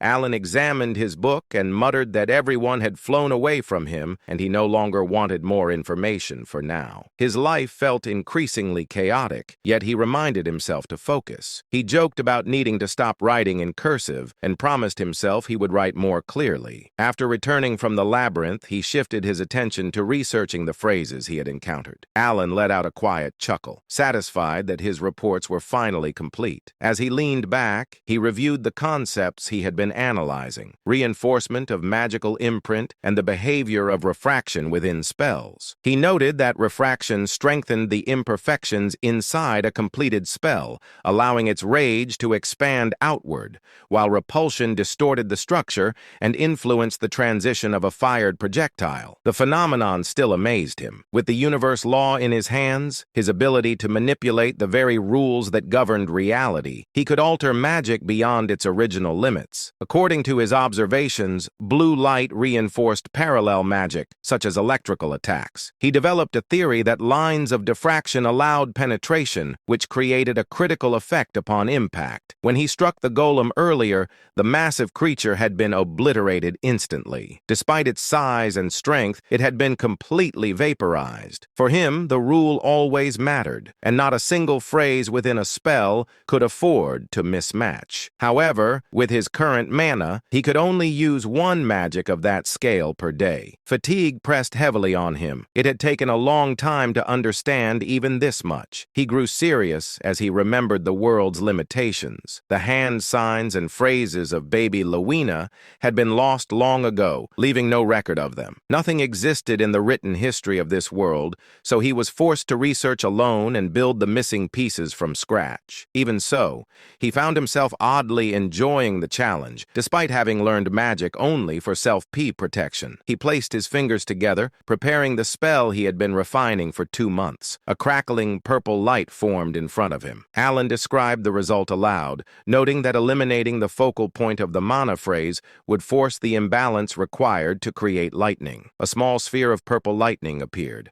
Alan called it a weak and limited form, merely a fluxation spell. Yet the moment he finished the chant, a wave of thunder rippled from it, completing the structure. He continued chanting again. Compression. The condensed magic canon tightened as the phrases broke down and reshaped themselves. At the final instant, he completed the last hand sign, triggering the purpose built into the spell. A violent thunder cannon erupted upward, blasting into the sky. Massive energy flooded the area, shaking the ground as bright blue lightning washed across the field like a roaring tide. Alan stood frozen, unable to believe the force that had been released. The order of the spell phrases had mattered more than anything. When he had attempted to use breakdown first, the spell failed instantly. But now, a voice echoed behind him. Impossible. Alan turned sharply. Shock stiffened his expression when he saw the figure standing there. Kalia, the red-haired woman, villain of her kingdom, murderer of her father, and the one who had always wanted to turn Alan into her puppet. puppet, stood with her butler. Her eyes were fixed on the remnants of lightning still flickering in the air. The butler's eyes widened. Origin magic. Using origin magic means he stands at the caliber of a seventh circle mage. Alan stiffened again, stunned by the term origin circle. He had never heard his abilities described like that. Yet the truth was clear. Someone had just named what he had become. Alan's expression twisted with disbelief as he watched the two of them stare at him with those ridiculous, exaggerated faces. He wondered how they could look so foolish at such a moment. Their reactions reminded him of his days at the academy, and his thoughts drifted back to a memory of his professor. During his time in Clyburn, the nation of knights, he had once received advice from that professor. The man had explained that one could establish an order only after gaining recognition from the king, and Alan had originally intended to become a mage, simply to defend himself. He wanted strength only for protection, both for himself and for those he cared about. Yet his professor had never taken him seriously. Instead, the man had treated him like a pet, constantly praising him and patting his head with the flat of his sword. He would call Alan talented, claiming him as his own student, begging him not to leave the country because he considered him precious. The narrator had even shown how fondly the professor looked at him. Alan, however, had always been annoyed by those assumptions. His magic ability had not come from the professor. None of it had been inspired or created by that man. Every spell, every theory, every refinement, he had achieved them through his own research. Lady Zenonia, or rather Zenonia Kalia, who had effectively been ruling the Zenonia County by making her father a puppet for several years, had come to Count Palatio's estate for two main reasons. One reason was to gauge the intentions of Elon, now Count Palatio. Despite holding cards that could cause substantial damage to the current Zenonia County, he hadn't used them. The relationship between Zenonia County and Palatio County wasn't necessarily bad, but she knew that the essence of the Count was similar to her own, a kindred spirit, so to speak. In other words, she easily understood that Elon wasn't the type to wield such powerful cards out of some trivial sentimentality or misplaced compassion. She had come to ascertain his true intentions. The second reason was to assess the power of the organization that Count Palatio was rumored to control. Of course, Kalia knew that just meeting the Count wouldn't reveal the full extent of the shadowy organization he commanded. However, Kalia had a way to glimpse at the fringes of that power. There was the wizard Bianchel. He had once proposed a new theory on forgotten era magic within the Magic Tower,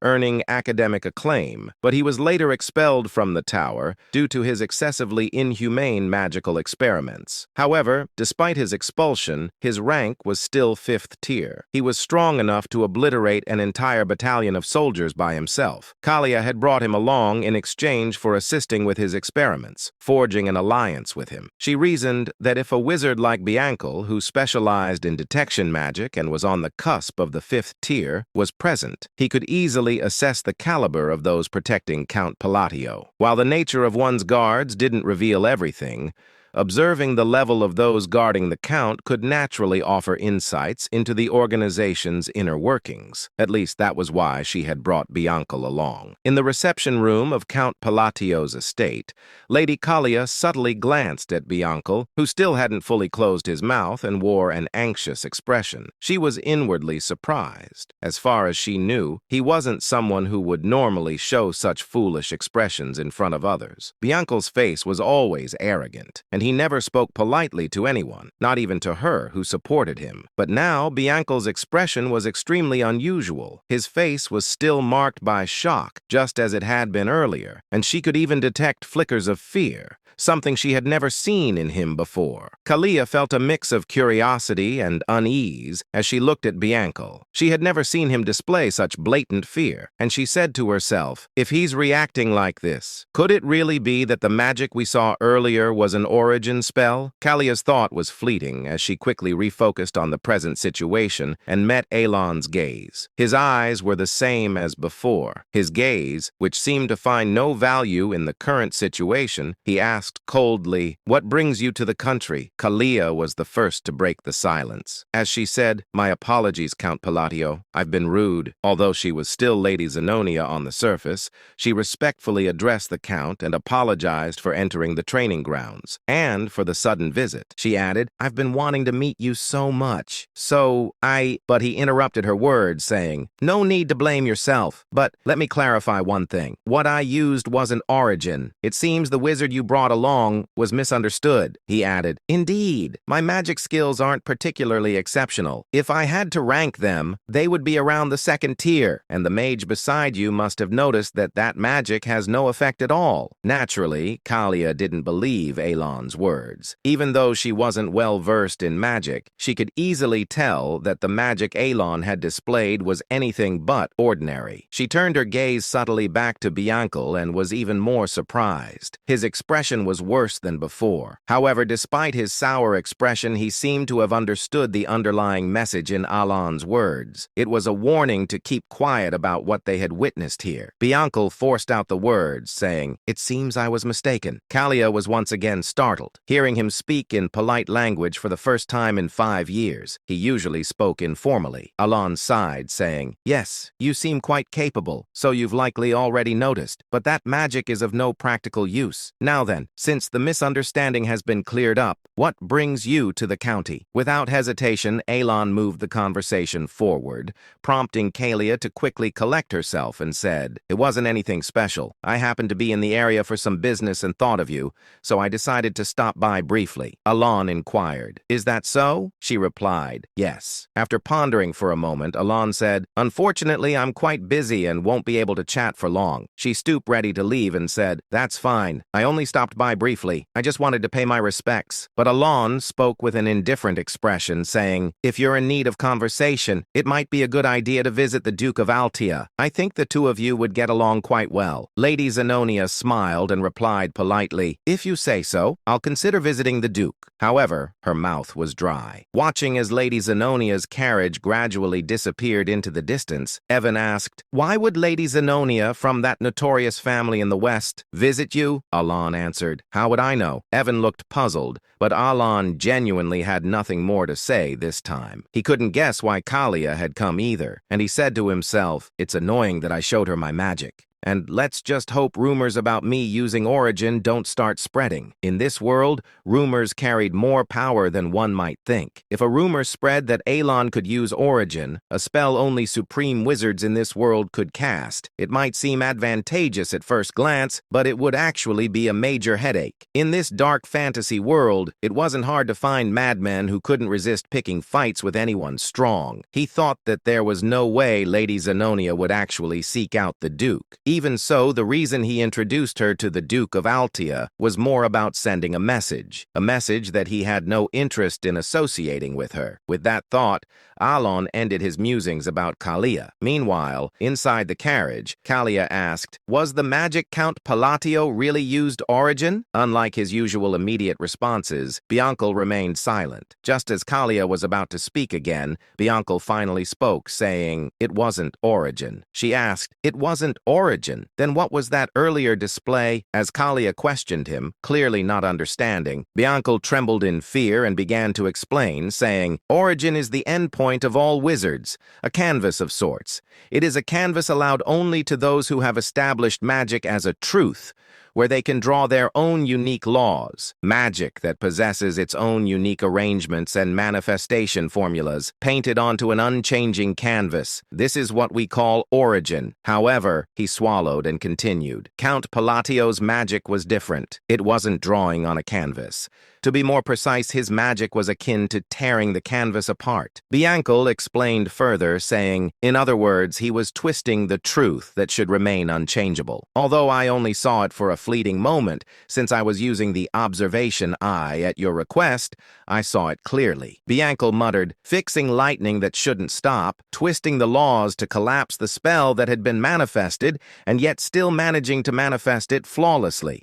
It was an unbelievable miracle, and behind it, he He stopped speaking abruptly. The image of Count Palladio from earlier flashed in his mind, at the moment when he displayed that incredible magic. His eyes had revealed a talent that could only be attained upon reaching the 6th tier, even if acquired later in life. A talent that Bianco had only barely glimpsed after reaching the peak of the 5th tier due to his own latent talent. Eyes that could perceive the world itself. It was an eye, a pair of jet black and red eyes. With 2 crimson rings encircling the pupils, those eyes had appeared when the Count used his magic. Recalling this, Bianco could not hide the fear that filled his own eyes. If it was what he thought it was, the Count had accessed the power of a forgotten ancient god when he used that magic. But Bianco cut off his own thoughts, even using magic to force himself to stop thinking. Having delved into ancient knowledge, he was well aware of how dangerous it was to try to infer the truth behind such things through further thought. And he added, "Let me give you one piece of advice. Never make an enemy of him. Do not oppose Count Palladio. That's all the advice I can give." Having said that much, Bianco fell silent. Lady Zenonia also kept her silence. At the same time, Kalia naturally recalled Alon's expressionless face and his calm gaze as he had looked at her. Without realizing it, she let out a self-deprecating smile, because through Bianco's words, she had realized something. There was no point in trying to understand Count Palladio's intentions from the start, and she had also realized that she had already become nothing more than a pawn on his chessboard. And then, about 5 months later, 2 years had passed since the children had been sent off on their individual paths. Inside his office, Alan asked calmly, "Any new information? Preferably news about that kid?" Evan shook his head, saying, "Nothing about the children, Count, but there is something else." Alan glanced up, uninterested at first. Evan continued, giving news that struck like lightning. "Zenonia County and Altea Duchy have formed an alliance." Alan froze, inquiring, "What the hell did you just say? The 2 pillars of the underworld have united." Evan confirmed, saying, "On the surface, it appears harmless, but in the underworld, the alliance is confirmed." Alan dragged a hand down his face in pure frustration, saying to himself, "I went through all that effort, raising those little sinners, and now the world gives me a shadow alliance instead. Is the Astria Kingdom going to collapse next?" Exhaustion washed over him. A creeping fear followed, and he said, "No way she didn't. Kalia didn't actually take my words seriously that day, right?" He remembered his cold suggestion. Visit Duke Altea. He certainly hadn't meant form an alliance with him. He slapped his forehead again, saying, "Come on, it has to be temporary. With Kalia's personality, cold, arrogant, hostile, it's impossible, but I should prepare." He picked up his pen to write a letter. "Kalia, if I came off blunt, if I sounded cold, I was not intending to insult you." He stared at the line. This doesn't sound like an excuse at all. Still, he folded the letter and handed it to Evan, saying, "I'm leaving this to you." Evan nodded, saying, "I'll deliver the message to Lady Zenonia through the Machinery Guild. I'll continue searching for the children as well." Alan sank back, scanning several reports, and he said to himself, "I wonder what Randan and Seol Rang are doing now. Even Utia." His eyes landed on a blood-stained letter the 2 had sent after reaching their destination, and he said, "Seol Rang wouldn't have died, right?" The thought was dark, but it slipped out. He continued reading. If they followed the instructions and found the gift, they should have gained their warrior symbol, maybe even escaped Baba Yaga by accident. Alan reviewed the note describing the ability of the gold mana beast's hand glove, the treasure he had given Siren. That girl received something valuable. She wasn't born with the sin of pride. She could have become a strong warrior instead of a fallen sinner. He sighed, saying it was right there in the item description. If I had told her about the treasure's hidden value, she could have sold it or used it for funding. With her talent, she could have made a living anywhere. His gaze drifted toward the balcony and the stretching horizon beyond. He murmured, "After all, this land is a place where anyone can seize the world through strength." Night draped the desert colony in a quiet, shimmering glow. Deep inside a hidden cave, Seol Rang stretched her arms with a tired yawn and waved her hand as she walked forward. She murmured cheerfully, "At last, the ordeal is finally over." She lifted the golden hand glove, the treasure Alan, Great Moon, had given her, saying, "Oh, Great Moon, thank you," she whispered, eyes sparkling.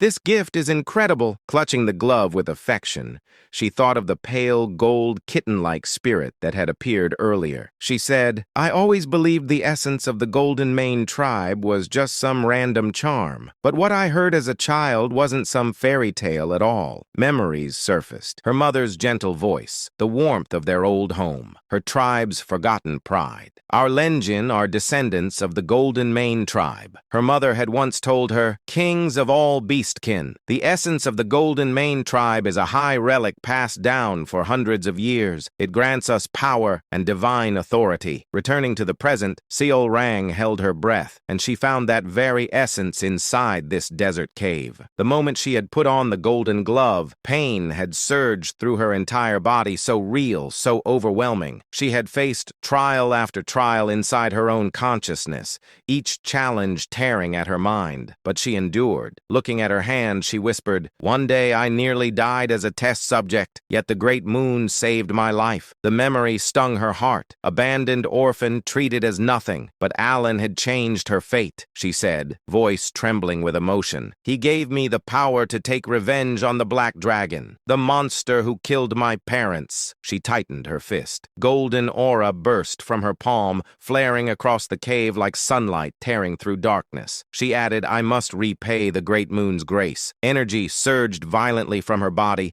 golden essence blooming outward with force strong enough to shake dust from the walls. She stared at her glowing hand, amazed, saying, "This gift was never meant to make me an ordinary gladiator. Not at all." Testing the glove's strength, she felt the awakened lineage roaring behind her blood. She said, "All I have to do is become the strongest gladiator alive, gather the scattered Golden Mane relics, and restore our trib's glory." Golden light erupted again, brighter, fiercer, unstoppable. Raising her hand high, she declared with absolute resolve, "I will slay the Black Dragon." Meanwhile, a few moments later, she stepped out of the cave and looked up at the beautiful moon. With confidence, she said, "All of this is for my savior. Let us begin." She continued, "The Golden Man who commands the greatest of all beast kind, the kings among their race, shall rise again under the blue moon after 500 years." Alan, holding the documents in front of him, and a small detail brought back a vague memory. Before the thought settled, Evan said, "The Information Guild obtained news about the children. I wanted to tell you back at the training ground, but I forgot." Alan placed the documents down and inquired calmly, "All right, what is it?" Evan continued, saying, "Seoring has been performing very well in the colony. She even earned the golden flesh from the allied group." Alan tensed, asking golden flesh. "Where did I hear that? I can't remember." Even so, he exhaled lightly and said, "I'm glad she's doing fine." Evan nodded. "Right. In that land, strength decides everything." Alan asked, "What about Radan? I haven't heard from him since he said he was learning how to work in Raxus. He said he was sent there." Evan adjusted the sword on his waist, saying, "There is information on him, but they are still verifying its integrity." Alan looked at him and said, "I see. By the way, Evan, aren't you supposed to be busy?" Evan froze, confusion spreading across his face like a short-circuited machine, saying, "My lord, why are you looking at me like that all of a sudden? I did everything you told me." His voice trembled. Alan smiled and said, "You need to prepare. It takes at least a month to reach the Magic Tower." Evan's eyes widened in disbelief, inquiring, "What? The Magic Tower? I've never even heard about that." Shock hit him like thunder striking his head. Alan replied casually, "Easy." "Oh, did I not mention it before?" Evan let out a breath, saying, "I'm used to it, but still a month? It should only take a week to reach the Green Magic Tower." Alan said, "We're going to the Blue Magic Tower." Evan blinked, saying, "Ah, that's near Labyrinth City, so it's quite far." Then Evan straightened his posture, saying, "I will start preparing immediately, my lord." Alan nodded. Sometime later, Alan collapsed onto the sofa and slumped like an old man. Exhaustion weighed on him, leaving him lazy and drained. And he said, "A month in a carriage, just thinking about it makes me tired again," he muttered. "But what else can I do? The item that can support my small precious mana hole is there." His gaze dropped as a faint memory surfaced. The massive city slowly appeared before his imagination. imagination, just as it had in the game. Alan continued saying, even though countless players visited the labyrinth, no one ever reached the end. I only reached the 115th floor because I used a cheat code. Those devs were insane. There were even more floors below that, and the item I need is on the 151st floor. Because of that, the job of official magic appraiser has become so popular that it guarantees a stable life. His thoughts drifting to Rinne, her calm eyes, her knowledge, her talent with stones and elixirs. She'll be taking the appraiser exam soon, Alan said. With her talent and sense for magical items, she should pass easily. But when the moment quieted, reality slid back in. Alan frowned faintly, saying, maybe I gave Rinne too small a gift compared to the others. Alan leaned back and added quietly, all it does is suppress equipment items. If that gift wasn't enough, I should send her additional support. His thoughts returned to their destination. Labyrinth City, Labyrinthia, a city ruled by no one, a place of explorers, machines, and endless opportunity. Beyond the crowded streets and countless shops in the southern district stood a hidden appraisal shop known as Marita. It was discreet, but its reputation had grown among nobles and A-rank explorers because of its rare, specialized service. The scene shifted inside Merd.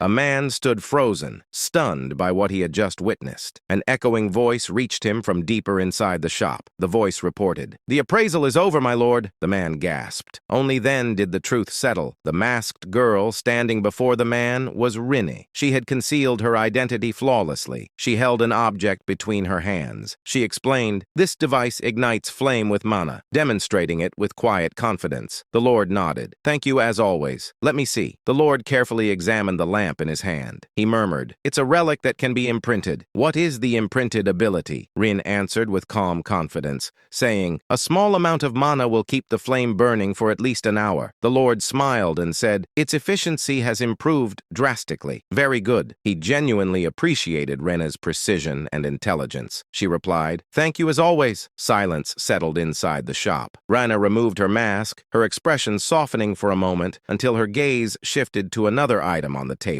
She picked it up gently. She said, "This item can also be imprinted." In fact, this shop had become famous because of its extraordinary imprinted abilities, things seen nowhere else. Inside the shop, a mystical item rested on a pedestal. Alan's voice echoed in Rin's memory. A gift from the great moon. An item sent directly by him. Rin stepped closer. It looked like an eye-shaped device glowing faintly with blue flames, swirling behind layers of sealed energy. She smiled, excitement rising inside her. She whispered, "When the great moon told me to become an oppressor, I didn't understand the reason." But the thought of Alan made the meaning clearer. His true identity, a friend of Palin from the forgotten era of the Outer Gods. Everything he had done was meant to eliminate the black things. When she had read Alan's letter instructing her to head to Labyrinth City and become a magic oppressor, she could not connect the order to the goal. But later, she understood Alan wanted influence inside the Labyrinth Empire,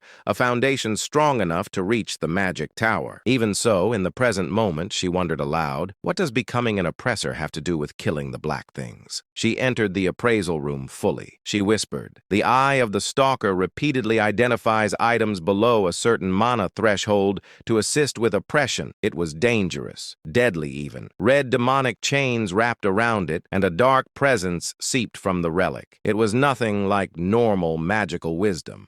Reen reached forward and touched the chains. She said, "This substance, it doesn't exist in any library." The device trembled. Energy surged violently and the seals shattered open. A burst of blue light filled the room as the eye of the stalker awakened completely. Mana swirled around her like a living storm. Rin leaned closer, determination settling in her eyes, saying, "To gain the strength to fight the black things, I must awaken this item myself." "For the great moon," she said, "I have 252 more sacrifices left before it fully awakens." And, she said, in exchange for raising the relic's stats, it absorbs something from each sacrifice, instantly changing the eye. It only reacts to specific high-tier relics. If the wrong item is sacrificed, the entire stack disappears. She understood clearly.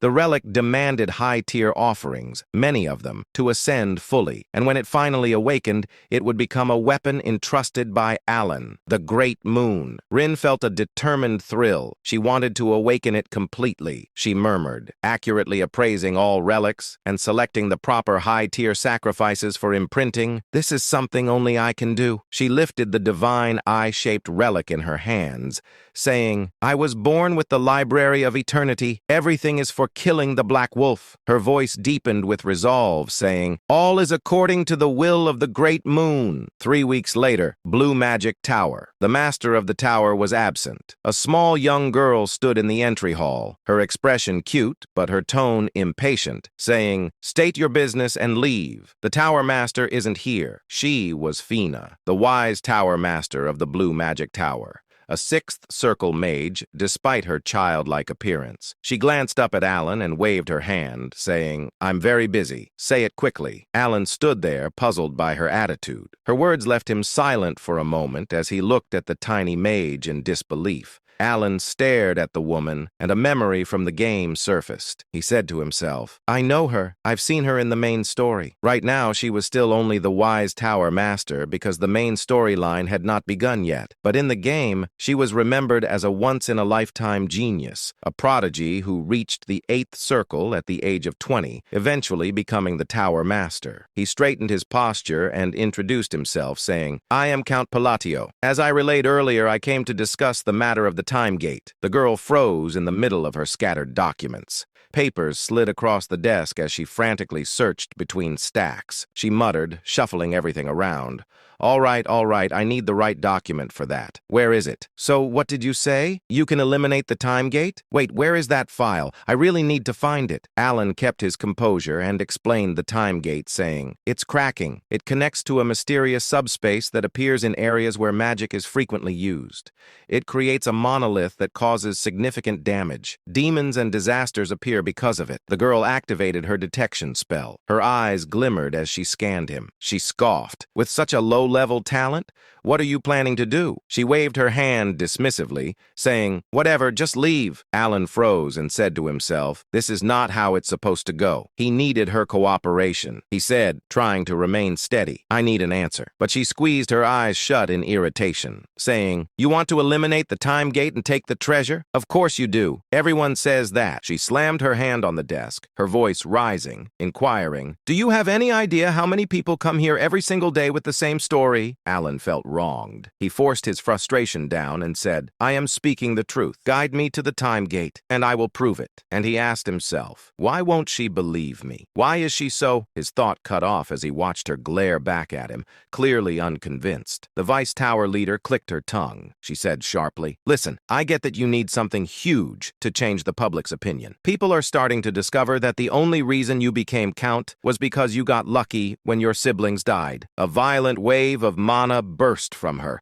chaotic, oppressive, swirling through the tower like a storm. She continued, however, that doesn't mean you can storm in here and cause trouble for us. She had no idea who she was provoking. She didn't know she was talking to the Great Moon. Alan froze, stunned. He swallowed, saying, there's a rumor like that? Well, it fits the truth, but still, she's insane. Despite her small size and frantic behavior, she clearly kept up with every piece of information from the outside world. Alan stared at her, realizing how terrifying she really was. And he said, this Vice Tower leader, she's scary. Evan leaned toward his ear and whispered, tense and pale, saying, not going to lie, she scared me too. When I got annoyed earlier, she put me back in my place immediately. He lowered his voice even more, saying, and that wasn't even her full mana. If we try anything stupid, we'll drown in it. Alan sighed and said, I'm honestly depressed now, but then something shifted inside him. He squared his shoulders, stepped forward, and faced the Vice Tower leader directly. He declared, if I cannot eliminate the time gate, I will surrender my entire property to the Magic Tower. She stared at him, still babbling, saying, nonsense, I see. Alan released his energy. His voice turned cold, saying, if you want, I will swear an oath. Not a bad deal for a little of your time, don't you think? For the first time, she gasped. Her eyes widened as she looked at Alan properly. Moments later, the two stood inside the tower's restricted zone. The Vice Tower leader said, the time gate is in here. As promised, your entire wealth becomes mine the moment you fail. Alan stepped forward without without hesitation, saying, "That won't happen. Just watch what I do inside." The Vice Tower leader looked at Alan with sharp, narrowed eyes. She said, "Perfect timing. I was wondering whether you were the true mastermind of your country, or just an incompetent man who got lucky. Now, I really want to see what you came here to do, and what kind of mess you're planning to create. If you fail this task, all your wealth becomes mine." She let out a low, evil chuckle. She said to himself, after listening to him for a while, "I'm convinced he's closer to the latter." Her gaze swept over Alan from head to toe, analyzing every detail with cold precision. She said, "Unlike that inhuman atmosphere around you, you only have a small mana hole and barely above average sensing ability. You're stuck at the very edge of the second circle." And she inquired, "What exactly are you going to do with such pathetic magic? You're completely useless." A box appeared before them containing the distorted fragment of the time gate. The truth was simple. There was barely any need to close it. In 3 months, the gate would naturally collapse after spitting out the remaining relics. The research team had already concluded this. Alan said calmly, "Not a single mage capable of closing the time gate will show up." The Vice Tower leader scoffed. "And yet, the time gate inside the blue magic tower has been causing chaos for over 2 years." She said, her tone almost dismissive. "If you can't do anything, you may simply leave the room." Alan ignored her completely. Her expression twisted in irritation. She released a disbelieving laugh, clenching her teeth, inquiring, "You're going to use your hand as the minimum state of your staff? Even ancient magical tomes classify that as a primal method, something practically treated like a fairy tale." The Vice Tower leader tried to stop him, her voice rising sharply. "For goodness sake, hey, you stupid brat. Stop enchanting here. Enchantment is an ancient form of magic. You can't possibly pull this off. Just leave the room." But Alan ignored her completely, continuing his quiet chant as if she didn't exist. A strange shift rippled through the chamber. Darkness crept in from the edges, swallowing the light. The air grew so cold it stabbed at the bone. The Vice Tower leader's breath caught, inquiring, "What? What is this?" A chilling terror washed over her as the entire room dimmed. Her body froze in place and she said, I can't move." Everything stopped. Time itself had paused. Desperate, she activated the divine eye, wanting to see exactly what Alan was doing. The moment her vision shifted, her expression collapsed. Particles cracked apart in midair like reality itself was splintering, and behind them, a gigantic red eye appeared. A demon's eye, ancient, violent, insane. She trembled, saying, "To that thing, it's insane." Then Alan's body erupted with a deep red aura. The monstrous eye snapped fully open, glaring directly at her. The killing intent it radiated was overwhelming enough to freeze her soul in place. She couldn't breathe. She couldn't look away, and she inquired, "What is he trying to accomplish inside the time gate? How is this possible for someone barely at the second circle? And what is the connection between that demon's eye, the great moon, and Reyna forging the divine eye to slay the black entity?" The room shook as if it would collapse beneath the pressure. When she raised her head again, she saw that dark demon god's eye lingering behind Alan. Her ability stopped entirely, overwhelmed by its pressure. She froze where she stood. A chilling voice echoed from behind Alan, an absolute command. "Stop your thoughts. Cut them off." The Voice Tower Mage Master went pale. Sweat covered her face as she stuttered, saying, I understand. I understand the demand." The demon god's eyes shut at once. Time, which had seemed halted, slowly began to move again. The room sank into complete silence. At that moment, the red demon moved to close the gate of time. When Alan turned and looked back, he said, "Finally, the gate is closed." His expression remained calm, as if he hadn't done anything. The ancient demon god's presence faded, leaving the mage girl stunned. Alan let out a small breath, saying, "That was easier than I expected. All I needed were special items and the correct meth." Alan showed the relic and said, "I'll take the item Sharon crafted. I need to use it a few more times, so I used a convincing spell." Did she fall for it? But the mage girl trembled even more. She struggled to steady herself, still trapped in the fear she had felt moments ago. She whispered, I won't tell anyone." Alan frowned, asking himself, why does she look like that? Did my buff fail? He sighed and said, "I appreciate the concern, but it's not necessary." When he took a step toward her, she stumbled backward, nearly falling. Her voice shook as she added, "I'll keep silent. I won't say a word." answered, I can keep a secret. Honestly, seriously. Alan stared at her, confused, and he asked himself, why is she suddenly acting like this? Outside, the scene shifted. Alan walked toward Evan and said, let's return. Before he could leave, the mage girl called out, wait one moment. She held out a small vial and said, this is a mana recovery potion I made. Alan accepted it and examined the content. A potion half-crafted by the Voice Tower Lord, and it was a top-raid one at that. The Voice Tower hesitated before asking, do you really like it? Alan looked surprised and said to himself, 2 bottles cost as much as several lower-ranked treasures. When I checked the price, I almost fainted. He glanced toward the Tower Master's safe and wondered, is she really this grateful that I closed the gate of time?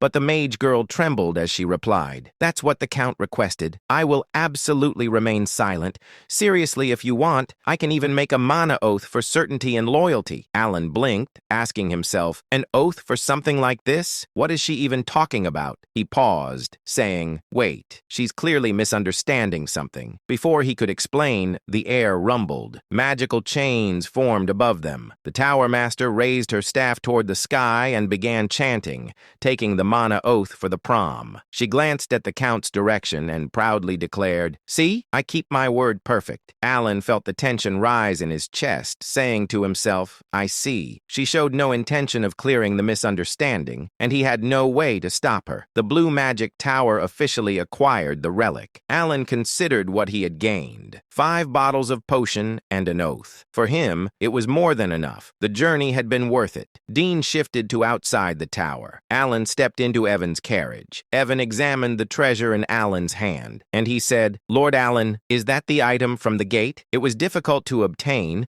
but it looks more primitive than I expected. Does its performance match its reputation? Alan fastened the treasure to his wrist and said, either way, this is something I absolutely needed. He focused on the bracelet seal of the Unholy One, and he said to himself, I'm glad I secured it. The chain embedded in the bracelet absorbed mana from the air, and the stone embedded within it glowed faint. Alan murmured, it's working. Its storage capacity wasn't large, but it was more than enough for him. His mana hollowed out quickly, and he slumped back with a quiet sigh, saying, a body with less mana than a support tool. He reminded himself softly, my goal is magical research and self-preservation, not fighting. That's enough. Evan tilted his head, unsure why Alan looked so exhausted. Alan breathed out and muttered, by the way, what exactly did she misunderstand? He thought of the Voice Tower Master. Her sudden politeness felt unnatural. When he left, she had even said, I know you're exactly like a second circle wizard, which left him stunned.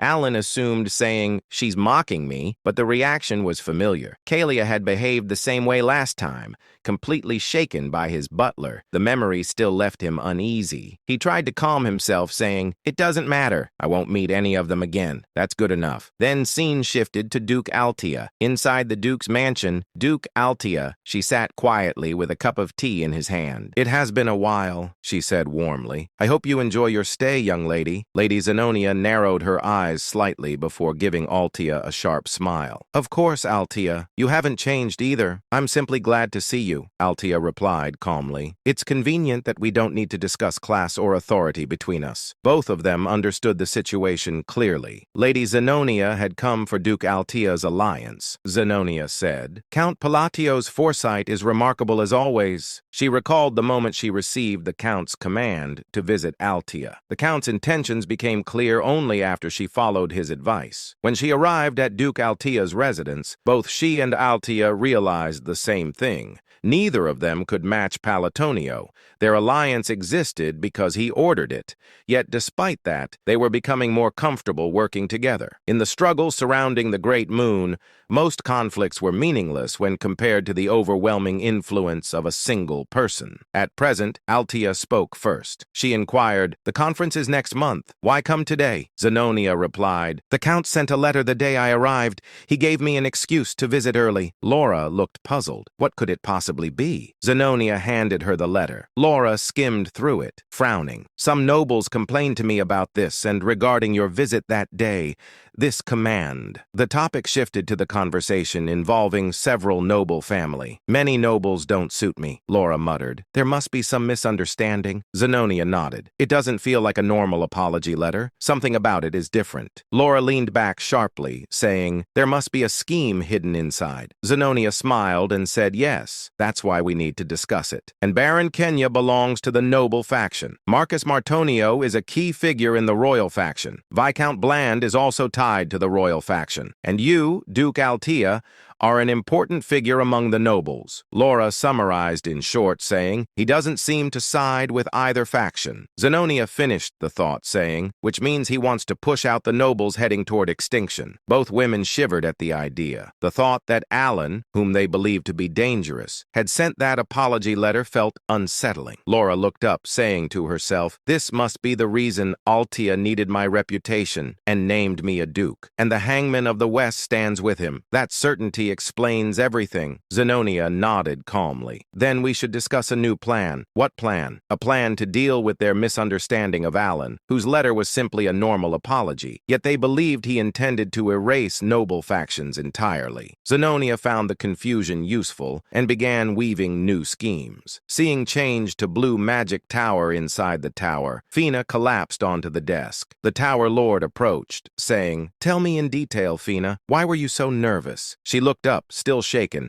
then seen back to the Alan. He sat outside, casually eating a roasted sweet potato. Evan asked, are you all right, Lord Alan? Alan nodded. I almost fainted, but it's still delicious. He exhaled and added, I want to go home. Utia's letter should arrive soon. The scene changed to the Holy Kingdom glowed under a beautiful sky. Utia stood in the sanctuary wearing her priest robes. Elegant, radiant, breathtaking. Those who saw her wondered what fate awaited someone like her. A gift of beauty, yet capable of becoming something frightening. Sometime earlier at the Blue Magic Tower, Master Selim Micardo had just returned from a long journey when a faint sense of unease crossed his mind. He paused, frowning slightly. He could no longer feel the presence of their time gate. Concerned, he immediately sought out Fenya. When he entered her office, he found her slumped over her desk, visibly exhausted. As soon as she noticed his arrival, she forced herself upright and informed him that she had completed every task he had entrusted to her during his absence. Selim froze. This was the first time he had ever seen Fenya behave this way. Normally, the Vice Tower Master would greet him with irritation or sharp complaints,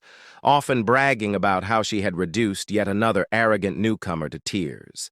Seeing her so subdued unsettled him. He asked calmly whether something had happened. Instead of answering immediately, Fenya collapsed forward again, resting her forehead against the desk. Selim observed her quietly. Fenya had become Vice Tower Master at an exceptionally young age, blessed with overwhelming magical talent. Her arrogance had once been sky-high, almost unbearable, yet he had never bothered correcting her personality. As far as he was concerned, geniuses like her inevitably reached a point where they realized how insignificant their achievements truly were. Once she reached the seventh circle, humility would come naturally. That was why her current state felt so strange. Letting out an awkward laugh, Selim mentioned that his business trip to the north had taken longer than expected. He casually asked whether she had been overwhelmed with work while he was away. At that point, Fenya finally spoke. With a drained expression, she explained everything she could, carefully avoiding certain details. She revealed that the time gate had been closed and that the one responsible was Count Alan Palladio. However, she could not explain how it had been done. She stated plainly that she was bound by an oath and could say no more. Besides, she added,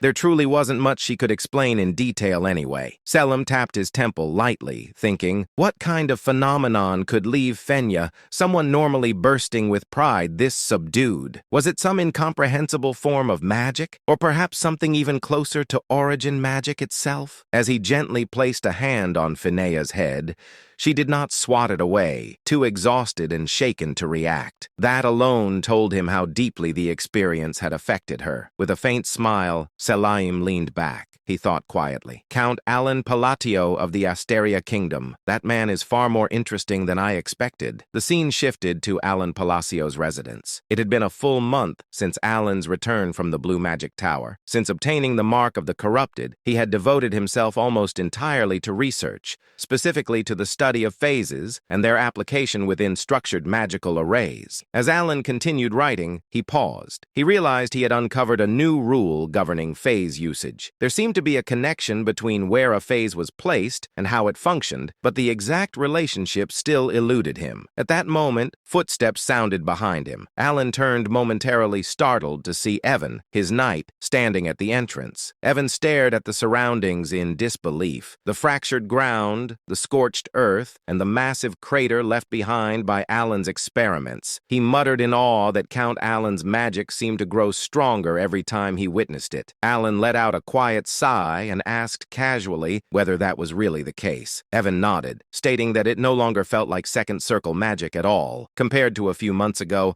Alan's spells operated on an entirely different level. Alan glanced toward the crater in front of him and remarked that an ordinary gravity spell should never be capable of causing such destruction. Even at maximum output, a second circle gravity mage should not be able to crush something to death so thoroughly. Inwardly, Alan acknowledged the truth of that statement. He thought, I really am getting stronger, and this doesn't feel like an illusion. In the end, the only improvement he had achieved was greater stability, not increased destructive power. That made the current situation illogical. Aloud, Alan told Evan that there was no clear reason for his magic's firepower to increase suddenly. Perhaps he suggested he was simply in better physical condition these days. Evan accepted the explanation, though he remained unconvinced. Changing subject, Evan informed Alan that Utia's letter had arrived. Alan thanked him and said he would return to his room to read it at leisure. When Evan asked whether he intended to continue practicing magic, Alan replied that he had already exhausted his daily limit, 3 full uses. As Evan departed, Alan's thoughts drifted once more. If there is a reason my magic has grown stronger, could it be a reward tied to a curse? In certain Eastern rituals, a curse functioned as a sacrifice. The caster lost something, health, lifespan, or fate, but received a proportional compensation in return. Yet Alan quickly dismissed the idea. There was no one from the east anywhere near him. As he was walking and Evan was behind him, he thought, could it be receiving faith? He scoffed inwardly. He was merely the count of a small, insignificant kingdom that Underworld has ignored. That made even less sense. In the end, Alan shook his head. Some mysteries did not yield answers easily. For now, it was enough to move forward. Whatever the reason, the power had not brought him harm, and so he decided to stop overthinking it. Sometimes the only choice was to live on and see where the path led. The scene then shifted to the Holy Kingdom of Rosario within its capital city, Ryanel. Ryanel was a city of pure white stone,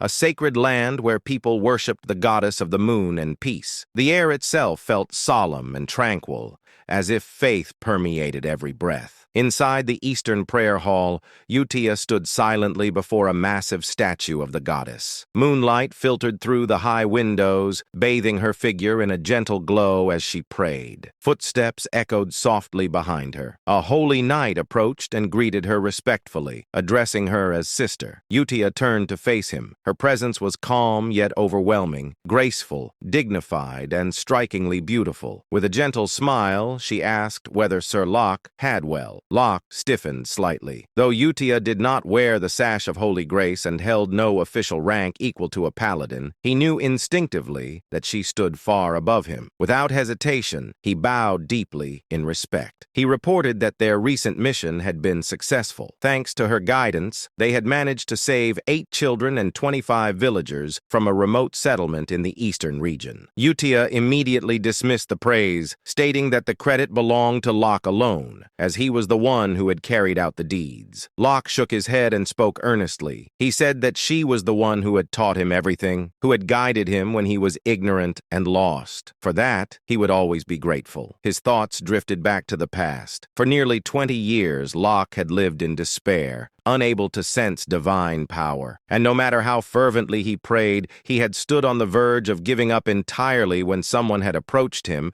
and asked whether there was something he desired with all his heart. That person had been Utia. With her calm expression and crimson eyes, she had told him to place his faith in the moon. Confused and desperate, Locke had asked what the moon truly was. Utia had only replied that he would understand once he tried. Clinging to that faint hope, he had prayed to the moon for several days just as she instructed. Then, impossibly, a miracle occurred. He awakened to divine power, finally able to wield it as others did. The joy had been overwhelming, yet along with that joy came doubt. He feared he had committed heresy by placing his faith in the moon rather than directly in goddess Chironia. However, the divine artifacts bestowed in the goddess's name still responded to him, glowing brilliantly in his hands. That alone proved his power was genuine. One day, he had asked Utia why she had guided him toward the moon instead of the goddess herself. Utia had smiled softly and explained that faith was an invisible belief,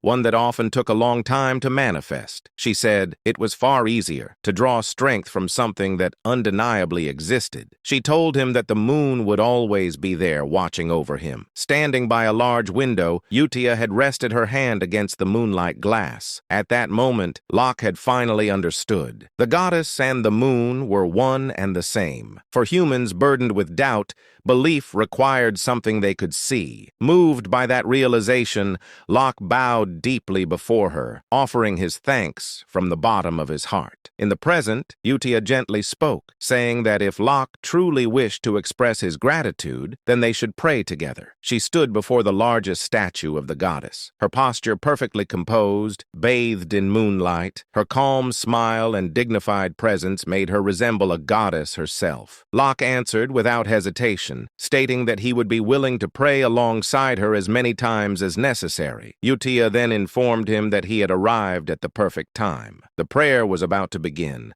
and many believers had already gathered inside. As the massive doors of the prayer hall were opened, a vast crowd came into view. Countless worshippers filled the hall, their heads bowed in reverence as a solemn atmosphere settled over the space.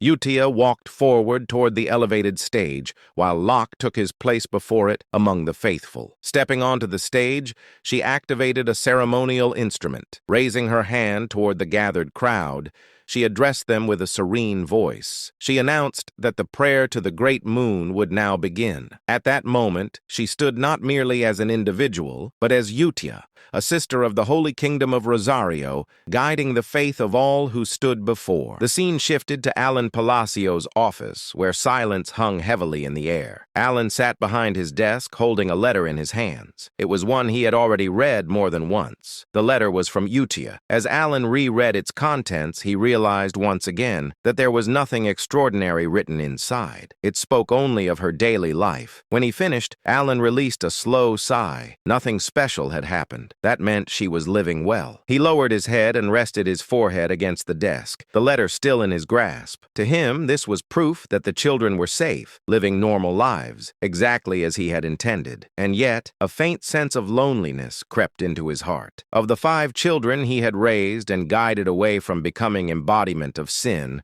only Utia continued to send him letters. The others remained silent. From their perspective, it was understandable. To them, Alan was merely someone from the past, a man they had barely known, someone who had intervened briefly and then disappeared. He reasoned that this was fine. His purpose had never been to be remembered or thanked. His goal had been fulfilled the moment they chose paths that would not lead to the world's destruction. There was no reason for him to feel sad. Ellen repeated that thought to himself, trying to accept it. Still, exhaustion showed on his face. Despite her own busy life, Utia continued to write regularly. Half of him felt comforted by that fact. The other half felt a quiet ache he refused to acknowledge. At that moment, a voice spoke from within the room. Evan asked whether Alan was busy. Startled, Alan lifted his head abruptly, having failed to notice Evan's presence. He remarked that Evan had frightened him and questioned whether he was still there. Evan responded calmly, explaining that he had remained because new intelligence had arrived from the Information Guild. That immediately drew Alan's attention. He asked Evan to report. Evan informed him that the information concerned one of the children. Alan told him to continue. Evan then stated that the report was about Radan,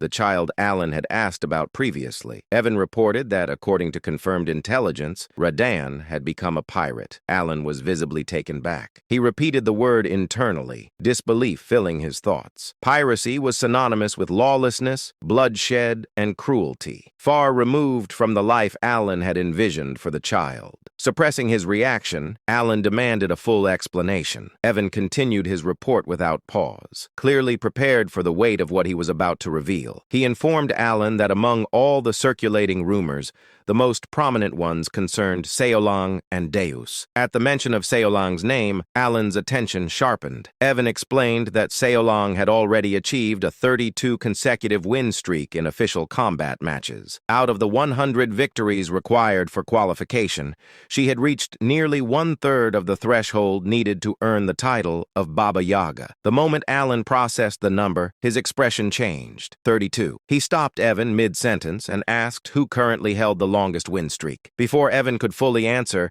Alan himself recalled the name and spoke it aloud. The Lion King, the warrior known for holding a 41 win streak. Evan confirmed that Alan was correct. Alan leaned back slightly. In the game, the Lion King had been an overwhelmingly powerful character, someone who had briefly joined the player's party and dominated battlefields with brute force alone. He was not merely strong, he was a symbol of supremacy. The colony's military balance depended on individuals like him, and yet Seolang was approaching that level. Alan felt disbelief creep in internally. He muttered that Seolang was on the verge of surpassing even the strongest pillar of the colony. The realization carried both pride and unease. Kid guided her so she would not become a calamity, but her growth was now brushing against the realm of monsters. Evan then shifted to the next report. He informed Alan about Deus. According to the intelligence, Deus had personally executed one of the 8 barbarian chiefs, Kurga of the Snowfield. At that name, Alan's expression stiffened. Evan added that Kurga had been the leader of a barbarian faction that practiced grotesque rituals,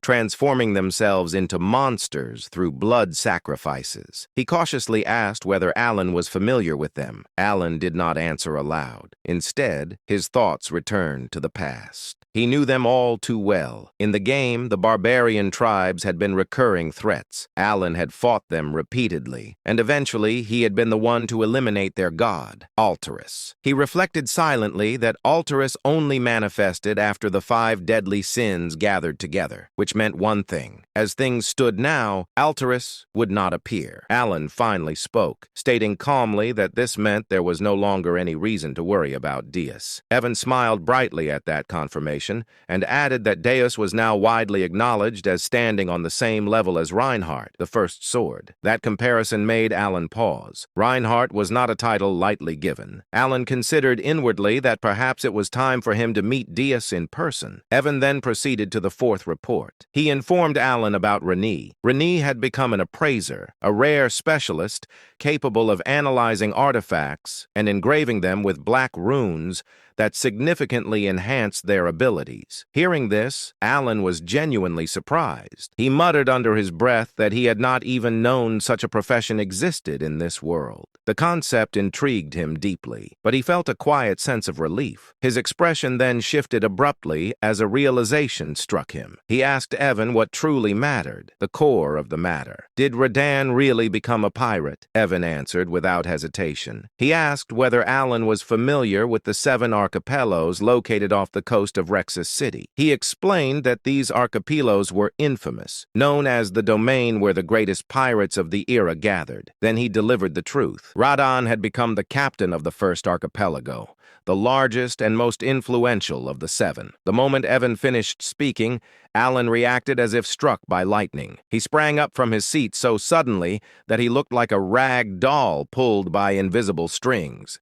He shouted that it was impossible. Internally, a strange sense of déjà vu washed over him. Memories from his past life surfaced. Old internet posts he had once laughed at. One in particular echoed in his mind. A person joking about donating for years so Radan could live a proud yet ordinary life only for him to become a pirate. That ridiculous joke had now become reality. Alan felt tears well up as he muttered that he had not sent Radan to Raxus to become a pirate. Evan, maintaining his calm, continued his explanation. He stated that Radan possessed an exceptional talent for locating enemies and navigating danger. More importantly, he reminded Alan that Radan was a rare sea godkin, a being naturally attuned to the ocean and capable of moving freely through water without restriction. Evan added that the seas surrounding Rexus were filled with priceless relics from ancient eras. Because of this, he had initially recommended that Radan pursue the path of a treasure hunter,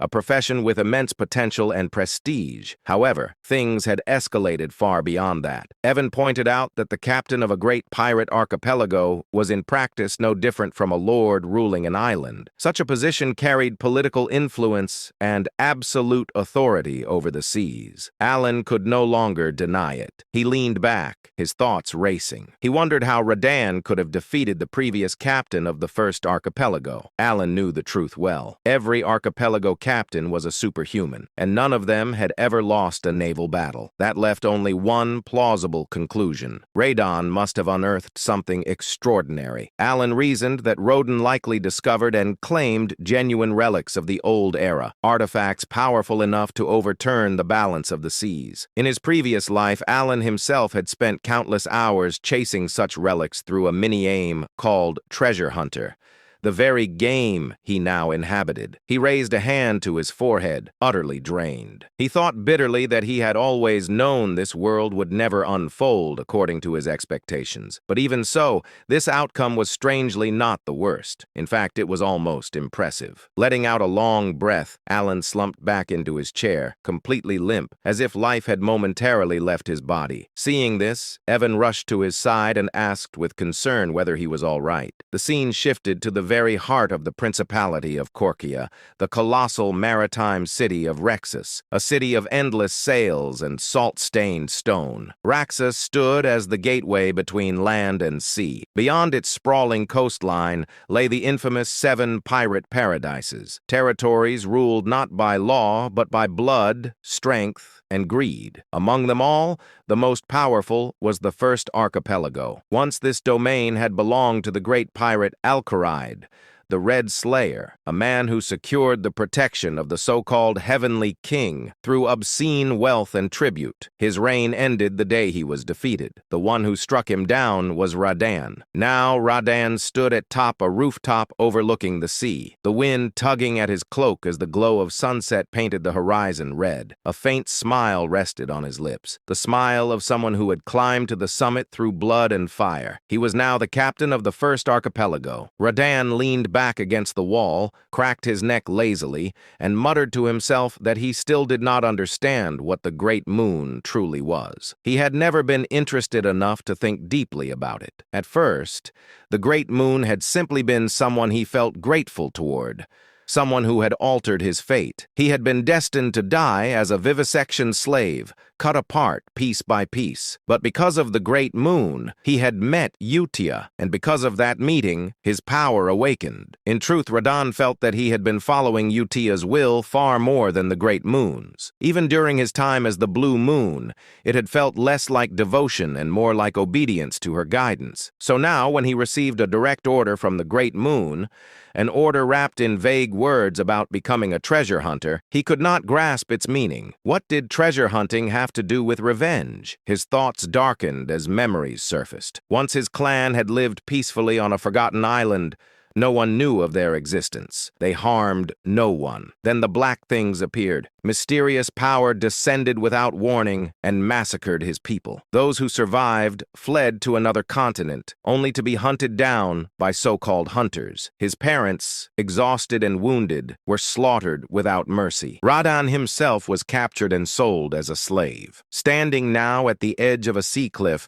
gazing toward a distant city glowing beneath the dying sun, Radan clenched his fists. He did not believe that becoming a treasure hunter or receiving some so-called gift from the great moon had anything to do with fulfilling the revenge he had sworn. If anything, he would simply pretend to follow the order, at least for now. As his gaze drifted across the sea, he noticed a large ship in the distance. Laughter echoed from it, fireworks bursting into the sky as celebration filled the air. Radan frowned. Why were they celebrating? Then realization struck him like lightning. That ship belonged to the chosen captain of the 7 archipelagos, the very ones who had once hunted down his parents. One of the voices from the ship rang out proudly, declaring that only those chosen by fate could receive the heavenly king's protection through wealth. Radan's smile vanished. His expression turned pitch black. So this was it. He had finally found the bastards who murdered his parents, and now they had risen to power. He muttered coldly that the heavenly king was spreading lies deliberately. Radan knew the truth. The power those captains wielded did not come from wealth or divine favor. It came from a secret ritual, one that required the body parts of sea godkin. Only by sacrificing their flesh could one receive the power of the sea god clad. Every captain of the 7 archipelagos had performed that ritual. As the laughter and fireworks continued, Radan's breathing grew heavy. His eyes trembled with restrained fury. In a low, broken voice, he realized the final truth. Those damned hunters had split his parents' bodies into 7. The moment he realized this, he felt an overwhelming surge of rage, joy, and confusion all at once. Even though Radan had never shared his story after being rescued by the Blue Moon, it seemed as if the Great Moon had orchestrated everything from the very beginning. As if fulfilling a promise, he had given him the opportunity for revenge. However, just because the opportunity for revenge had come, it didn't mean it could be executed immediately. Objectively speaking, Radan was currently no match for the captains who wielded the power of Cleod. Though he was strong, his strength wasn't enough to defeat those who had reached the realm of superhumans. As he began contemplating, it didn't take long for Radan to realize that the answer lay in the gift bestowed upon him by the Great Moon. The gift, known as the Goggles of Amrita, had the ability to illuminate countless relics buried under the sea, making them easier to find. After discovering that some of these relics could compensate for his lack of power compared to the captains of the 7 archipelagos, Radan realized that everything had been planned from the start. At the same time,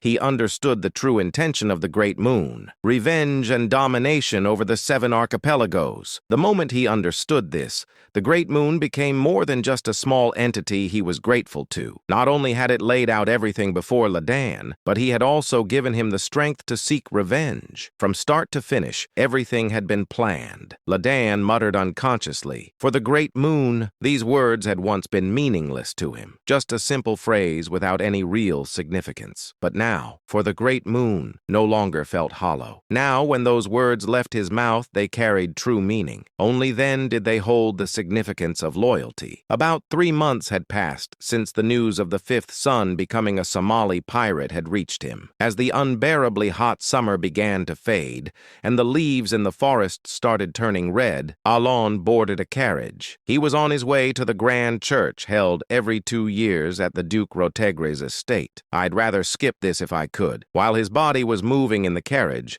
Alon's mind was filled with reluctance. The shadowy reputation of the Count Palatio family had long since faded due to years of inactivity, but what replaced it was mockery, which bothered him. Nevertheless, the reason he went through with it was because all nobles of Astaria were bound by the rule to attend the grand church every 2 years. There was a strange rule that required attendance once every 2 cycles unless there was an exceptional reason not to. Thus, Alon found himself in the carriage on his way to the grand church, soon to be joined by two other nobles. This was a planned arrangement, as mercenaries or bandits often targeted nobles during the grand church season, so traveling in larger groups was safer. As nobles, they had enough guards to avoid trouble, but even getting into a fight could cost valuable manpower, so they increased their numbers from the start to avoid any incidents. Through this understanding, Alon naturally traveled with two families from the east, and the day passed without any issues. The problem, however, came that night. One said, "Count Palatio, isn't it a bit much to have only one guard? Is it a financial issue? If you're short on funds, I could offer you some help." Another said, "Ah, it seems you've inherited your title in a rush, and now your finances are in trouble." Alon stared in disbelief at the two nobles who had gone out of their way to openly mock him. Alon already had some understanding of why the nobles blatantly ignored him. It was because all the rumors have finally died down. Until now, the nobles had feared Alon because they believed he was the mastermind behind taking down Avalon, which had controlled the vast underworld of the East alongside Leo. However, the nobles no longer considered Alon to be the mastermind. After he became a count, he had done nothing significant for several years. The Palatio Count family, from the time of Alon's grandfather, had always been known as a notorious household that never failed to wield influence in the underworld. The Palatio family had consistently dominated the Eastern underworld, though the degree of their control varied over time. But ever since Alon became the count, the Palatio family no longer exerted influence in the underworld. As a result, the current Eastern underworld was now divided and devoured by packs of wolves that used to scavenge for the leftover crumbs outside the domain governed by the Palatio count. Furthermore, the power of the Palatio count family had also weakened, which was natural. The power they wielded up until now had mostly been fueled by the wealth generated from the underworld. However, since Alon became count, he no longer used money to maintain power. His desired life was not one of grand success in the underworld, but rather a comfortable and prosperous life that any noble could enjoy. In other words, he had already achieved what he wanted. However, by completely withdrawing from the underworld, rumors began to spread among the nobles. Some speculated that perhaps the current Count Palladio wasn't a mastermind at all, but merely someone who became count by chance. As time passed and Alon continued to do nothing,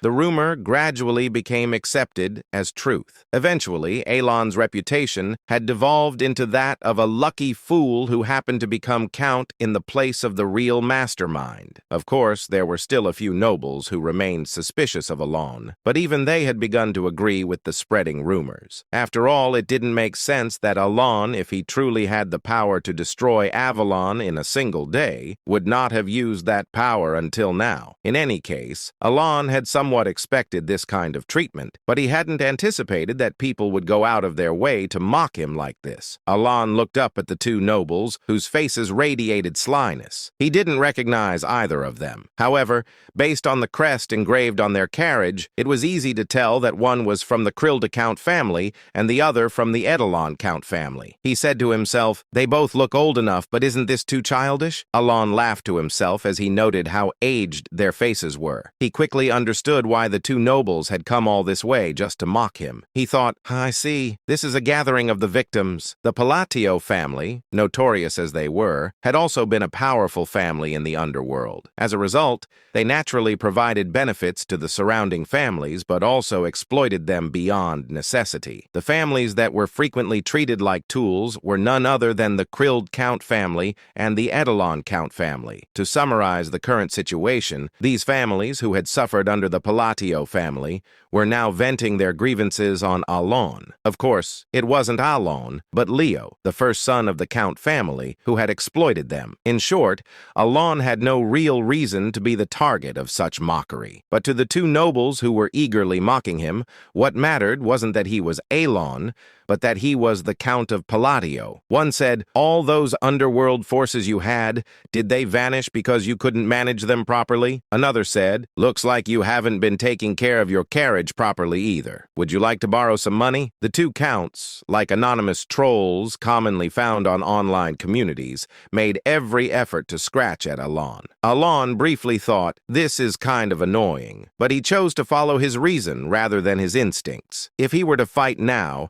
he could easily crush the two nobles before him, maybe not slaughter them, but leave them beaten to a pulp. However, doing so would only complicate things. The moment he fought with them, Alon would have to leave the gathering and move separately, and that might lead to unnecessary trouble like running into bandits. Clearly, responding to their provocations was exactly what they wanted. Alon decided to ignore them, saying, there's no need to entertain these fools. He wasn't stupid enough to fall into such an obvious trap. That day, Alon ate 2 ears of corn, using the jeers from the two counts as background music. He said the roasted corn tasted even better in the slightly chilly weather. It would have been nice to have some butter. Going to the cold northern lands, a place where no living being should be able to survive, was gripped by an unrelenting, life-draining frost. In this bleak, cursed land, painted eternally in shades of gray by the relentless blizzard, a man had fallen. Where his right arm should have been, a crimson stain of blood marked the spot, and his left eye socket lay empty. This man was none other than one of the 8 barbarian chieftains, the great Kulkan, now awaiting death after his defeat at the hands of the cowardly knights of Caliban. Yet even in his final moments, his eyes were filled with rage. He cursed, those dishonorable dogs! His rage wasn't because of his defeat. To the barbarians, death in battle was a glorious end, a noble fate. Kulkan's fury stemmed from the dishonorable way he was struck down, caught in an ambush, tricked by the knight's deceitful challenge to a duel. Blood spilled from Kulkan's mouth as his world grew dim. The gray landscape blurred, and his ears gradually stopped hearing the bitter winds. Despite his anger, his mind slowly began to sink into darkness. Just as everything was about to fade into nothingness, Kulkan whispered the name of the great god, Ultultus. At that very moment, time seemed to stop. The dim, fading vision cleared. The harsh northern wind blew in his ears once again, and his mind, slipping into unconsciousness, began to rise. A voice echoed, child of blood, call my name. Call upon the great name that you worshipped. Call upon my name, and I shall grant you what you desire. As if commanded by a divine force, Kulkan, entranced, murmured, great god Ulthultus, I dare to call upon your honorable name. And in that moment, the demon smiled and said, do that, and I shall grant your heart's desire. For the next few days, the uncomfortable coexistence continued. Every evening, Count Krild and Count Edelon would emerge to hurl their mocking remarks, and every time, Alon pretended not to care, brushing off their words as if they were nothing. The one who ignores, and the one who tries desperately not to be ignored. Naturally, the one who ignored always won. Alon had deeply internalized one of the life lessons he had learned from a certain online community. Don't feed the trolls. At least in this place, no one could beat him at that game. Of course, after several days of this, other nobles began to mock Alon as well, whispering that he lacked dignity as a noble or scoffing at him for staying silent under the insults of Krilda and Edelon. But despite this, Count Krilda and Count Edelon, who had been the ones persistently mocking him, were not feeling particularly satisfied. Count Krilda growled, damn it, this is absurd. Count Krild frowned as he looked at Alon from a distance. Even though they had been mocking him, they were the ones being ignored, which was naturally infuriating. But after a moment of their sour mood, they exchanged low whispers. Did you confirm? Yes, and it seems like he has no additional guards. In truth, the reason the two counts had openly mocked Alon wasn't just to vent their frustrations, it was also to assess his security. They continued, even with an artifact to secretly check, there was nothing. It's just that foolish brat and that rogue knight sitting next to him. So the rumors are true after all. It seems seems certain. If he had any forces, he wouldn't be moving around alone. Then we can proceed with the plan. The reason the two counts had been investigating Alon was because they were planning to expand into the underworld. They were well aware that Alon had no interest in the underworld, and that as a result it had become overrun by various packs of scavengers. While the rumors about Alon were already widely accepted, the two counts, having been tormented by the Palladio family for so long, wanted to confirm the truth for themselves. They needed to be sure that Alon truly had no power left. After days of checking and confirming that Alon had no personal guards, a smile spread across their faces. They said, "The gods are smiling upon us." Indeed, who would have thought we'd get a chance to step into the underworld? While most nobles hesitated to enter the underworld, these two were different. Having once acted as lackeys for the Palladio Count family,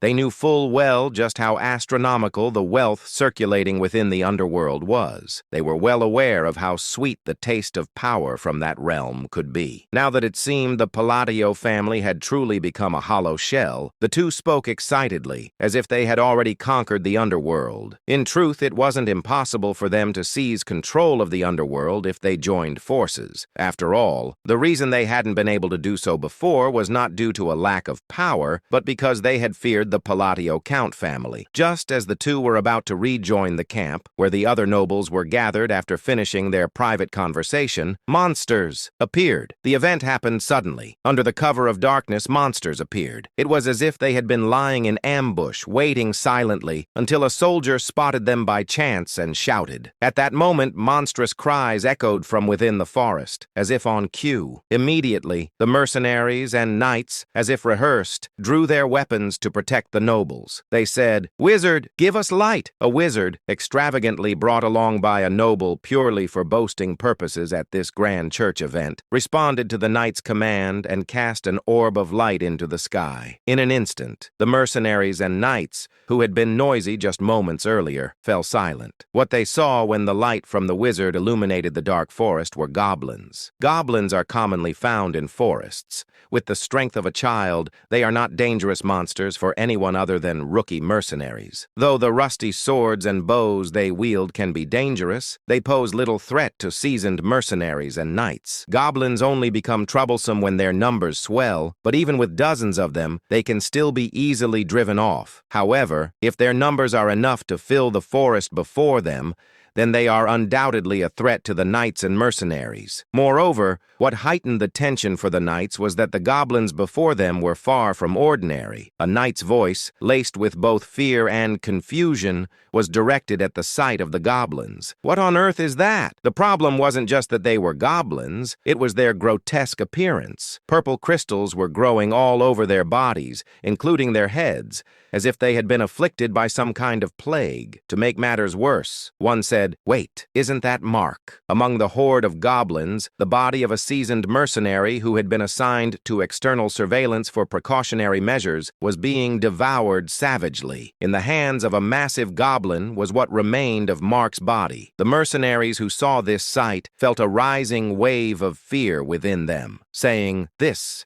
can't be happening." Mark, the mutilated corpse in front of them, was a veteran mercenary who could easily handle dozens of goblins on his own. The fact that he had been killed without even being able to report the approach of this massive goblin horde suggested one thing to the mercenaries. The mutated goblins before them were anything but ordinary. The knights, who were holding their weapons alongside the mercenaries, also recognized that this was a dire situation. Even if there were only hundreds of goblins, this fight would be incredibly unfavorable for the knights. Individually, they might manage, but the knights had nobles to protect now, and goblins were cunning monsters, capable of easily exploiting that vulnerability. While the mercenaries seemed to be paralyzed with fear at the sight of the goblins' strange appearance and Mark's death, the knights who could sense magic were aware of something more. They realized that the goblins before them were imbued with magic power. Even a small amount of magic within a monster significantly enhances its physical abilities,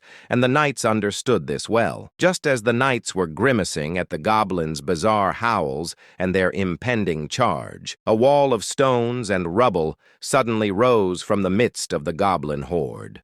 All eyes were instantly drawn to it. The wizard, who had cast the light spell, recognized that the wall was a rock wall, a third-tier spell. As the translucent barrier of a second-tier shield formed beyond the wall, the knights' expressions shifted from despair to confusion. The goblins' malicious stares were now entirely focused on the wall. A calm voice echoed through the air. "Enhance!" And then, "Compress!" With a loud cracking sound, the translucent sphere rapidly shrank, distorting the stone wall as it collapsed inward. In the ensuing silence, the sound of footsteps drew the attention of the knights and mercenaries to one direction. A man was approaching. Even in this life-threatening situation, he appeared completely unfazed, walking with an indifferent expression. The nobles and knights quickly realized that the man was Count Palatio. As soon as his lips moved again, the round shield transformed into a rough, rock-like shape, about the size of a soccer ball you might find by the roadside. And then, he said,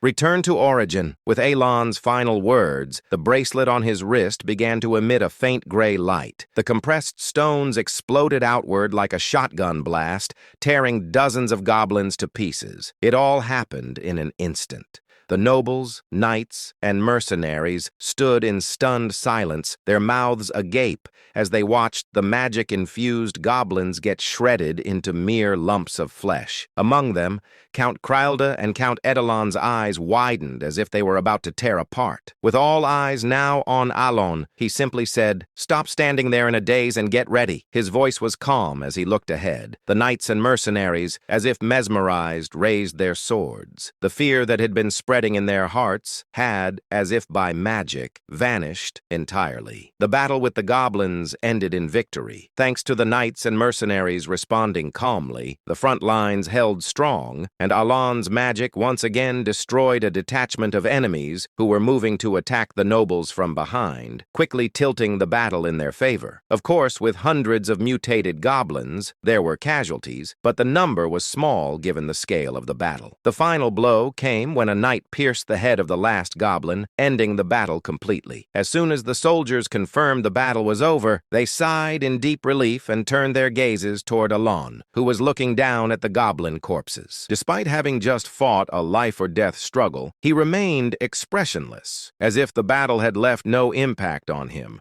causing the mercenaries to look at him with awe. They couldn't forget the sight of Alon turning dozens of goblins into mere chunks of meat without even changing his expression. However, while the knights and mercenaries admired Alon, he was thinking, "I nearly died in a single strike." Though his face showed no sign, inside he was working hard to calm his wildly racing heart. Despite bearing the insignia of the impure, which allowed him to cast 3 times more spells than usual, after using walls and shields twice each, he had been reduced to a mere mortal due to the limitations of his mana capacity, he thought. It's a good thing the knights won. Though the odds of the knights and mercenaries losing were slim, even against mutated goblins, when he had lost all means of self-defense, he had felt a desperate fear. He said to himself, "Perhaps I should have just dropped out earlier. No, it was a good thing I stayed close." But more importantly, Alon praised his past self for acting rationally and,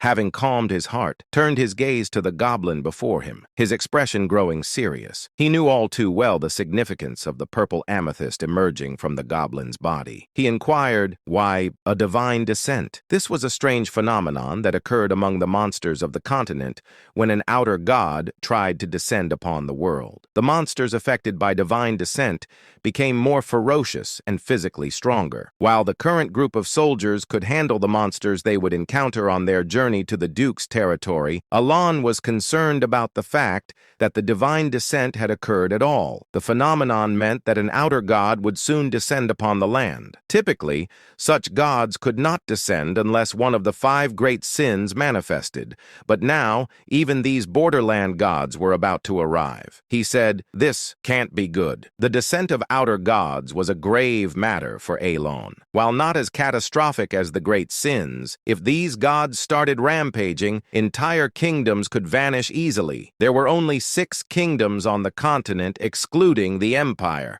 meaning a 1/3 chance that his future plans would be destroyed. In fact, if he were lucky enough to even be able to think about his future at that point, he would consider it fortunate. Alon's expression grew serious as he stared at the goblin. However, there were others who looked even more serious than Alon. So serious, in fact, that their expressions seemed to suggest they had lost everything. Those individuals were Count Kralda and Count Edelon. The next day they arrived at the Duke's estate. But Alon want only one thing, sleeping. And I'll do the same. The scene opens inside Alon's castle, where a grand party is underway. The hall is filled with churches covered in gold, clearly built to show off wealth. Alon casually remarks that the purpose is to flaunt money and implies that taking one would not even matter, though something about the atmosphere feels off. Nearby, young noble ladies admire the scene and praise Duke Lodiger for his abilities. The Duke responds flirtatiously, enjoying the attention, while others around him express concern for his health. Watching all of this, Alon thinks to himself that nothing good ever comes from joining the ranks of nobles, and he has no desire to be part of their world, even though he still needs to complete the required formalities. At that moment, someone calls out to him. Alon turns around and sees the same 2 annoying nobles from before. Trembling with fear, they approach him carrying gifts, including clothes and gold coins, and address him as Count Palladius. They politely ask for a moment of his time and present the highest quality meat from their territory, suggesting he take it. They also express their desire to support his land. Alon questions why they are suddenly acting this way. He gives them a cold, piercing look, causing both nobles to panic internally as they interpret his expression as a serious threat. To them, it feels like an unspoken warning not to mess with him. The narration then shifts back to a day earlier, right after the battle with the goblins. At that time, the 2 nobles had watched Alon defeat the goblins using only his mana. They were left completely speechless, frozen in terror by what they had witnessed. One of them asks the other if he saw it, while the other nervously identifies it as magic. Soon after, another noble urgently calls out to Baron Armin, begging to borrow his wizard. Baron Armin is shocked by the sudden request. It is then explained that the Baron had brought along a 3rd-tier wizard simply to show off his wealth. The 2 nobles take the wizard aside, claiming they have a question. They ask him about the Pavak magic used earlier, assuming it must have been 2nd tier at best. The wizard confirms it was not 2nd tier at all, and explains that the spell was far beyond his own level. Hearing this, both nobles freeze in shock as they realize the magic must have been 3rd tier or even higher. They conclude that Count Palladius must possess overwhelming power, even if it appeared to be by luck. To them, the situation feels like a complete mess, and the odds of survival seem almost non-existent. They recall rumors about Palacio being cold, cruel, and hiding his true nature. Convinced that he spared their lives only because of a bribe, they resign themselves to their fate and can do nothing but pray. The memory of Alon's death glare haunts them, and they cling to each other in fear, breaking down in tears. The story then returns to the present. Still shaking, the 2 nobles bow deeply before Alon and beg for mercy, ashamed of their earlier insolent behavior toward Count Palladius. They curse their own foolish pride and inflated dreams, realizing they had completely lost their minds. Overcome with fear and regret, they plead desperately for forgiveness, hoping to escape his wrath alive. Seeing the nobles behave this way, Alon becomes visibly annoyed. Evan quietly whispers to him, pointing out that Alon seems to be using the truth here as well. Alon reflects that he cannot even begin to understand what Evan is thinking. Evan comments on those nobles and casually suggests that maybe they should just kill them. He then adds that making a scene would only make things more exhausting. Alon thinks to himself that no matter how impressive or cool the country might be, the situation has crossed a line that cannot be ignored. Internally, he makes an irritated face and thinks that even though he does not have the strength to act recklessly, Honestly, they should be as scared as they want. Outwardly, Alan gives the nobles a sharp death glare and tells Evan that he will handle the matter separately. The nobles immediately start crying, convinced they are completely finished. In their minds, this feels like a huge problem, and they believe they are already dead. The scene then moves forward to Alan eating at the party. While calmly enjoying the food, he thinks about how Evan was sent to the Information Guild and hopes to hear some new updates about the nobles. As he looks around the hall, he notices two men talking quietly. Alan senses that they are having a secret conversation using magic to enhance his hearing. Alan listens closely. The two men discuss rumors involving a baron and mention the Duke of Altia and the Count of Zenonia. They acknowledge the situation and note that those nobles are now trying to form factions. One of them admits that he never trusted the alliance in the first place. Hearing this, Alan thinks it is not a big deal and sees no reason to worry. He reasons that the two dark families have never gotten along well, so the alliance is unlikely to last long anyway. Relaxed, he continues eating and is impressed by the taste, thinking that the egg tart is exceptionally good. As he keeps listening, the conversation takes a more shocking turn. The men mention something even more surprising and warn each other to be careful. After hearing it, they reveal that the head of the faction is neither of the two nobles previously mentioned. When the name Palacio comes up, Alan is stunned. They continue stating clearly that the head of the faction is called Count Palladius. Alan is so shocked that the egg tart slips from his hand. Internally, he questions what they are even talking about. He recalls seeing the Duke of Alia only once when she was young and having met young I of Zenonia only a couple of times. He also remembers that the current Count of Zenonia has never even met him face to face. To him, the spread of such ridiculous rumors makes no sense. He judges the information as exaggerated and largely false at first glance, concluding that this is just how rumors about nobles circulate. Just then, someone approaches him and addresses him as Count Palladius. Alan feels uneasy, wondering why so many people are suddenly talking to him today. The man introduces himself as Carmine, the third son of Duke Comian from the kingdom of Ashtalin,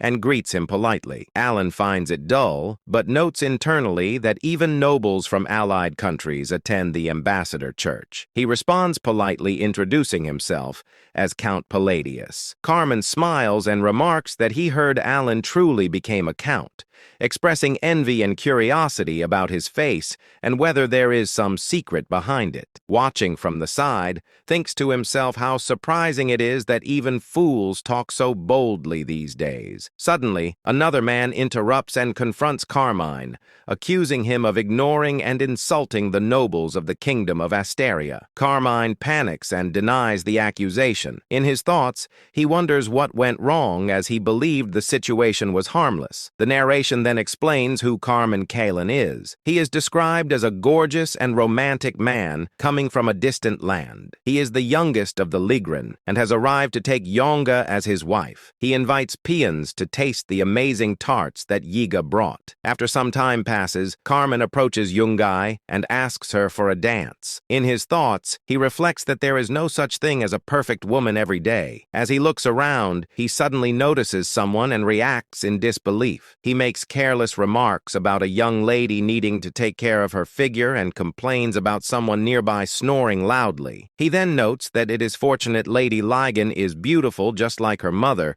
and thinks of it as his moment to appeal. Embarrassed and irritated, Young responds by suggesting they reconsider their marriage proposal. Carmine is shocked and calls out to her, but she leaves without looking back. For reasons unknown, the marriage proposal with the youngest daughter of the Lot family falls apart. Left behind, Carmine fumes internally, thinking about how much he suffered just to come here and how unbearably annoying the entire situation has become. Carmine's gaze slowly shifts toward Alan. He sticks his tongue out slightly and grins, noticing the same hair color and the cold impression. In his thoughts, he connects those features and concludes that the man must be Count Palladius. He recalls hearing rumors that the Count was nothing more than a lucky fool with no real connections. To him, him, someone like that feels like the perfect and easy stress reliever, and he quietly resolves to act tomorrow. The scene then returns to the present. Several nobles and dukes glare sharply at Carmen and reprimand him for losing his sense of respect. They remind him that the kingdom of Ashtalin has been a long-time ally. Carmen panics and hurriedly denies any disrespect,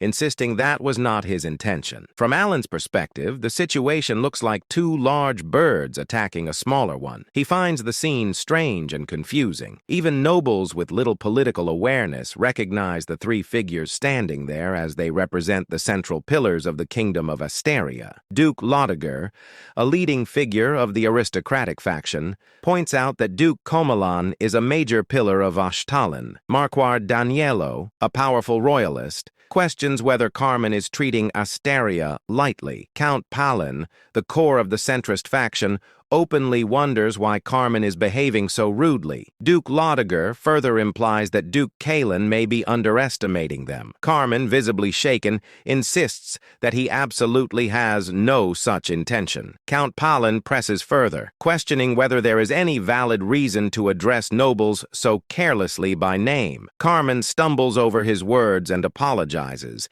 admitting his disrespect. Marque Mardano fixes Carmen with a death glare and criticizes him for forming an attitude based on ignorance. Carmen freezes, unable to figure out what to say next. Alan quietly observes the scene and thinks about how unlucky Carmen is for ending up as a shield in front of him at such a moment. He also realizes why the nobleman's spinning wheel had looked so familiar earlier. Eventually, Carmen bows deeply and apologizes to the three nobles. The Marquis responds coldly, implying that apologies alone do not erase consequences, and sarcastically questioning whether an apology could end military service. Carmen continues apologizing repeatedly while the Marquis presses the point again, reinforcing the severity of the situation. Watching this, Alan thinks about how traumatic the scene is and how it reminds him of unpleasant memories. Tearfully, Carmen leaves the area while muttering that he committed an offense so rude that he nearly lost his life. Duke Loiger then turns to Alan and checks on his condition. Alan assures him that he is fine, though internally he feels unsettled. He wonders why everyone is acting this way toward him today and feels an unfamiliar sense of pressure and fear. Even as things calm down,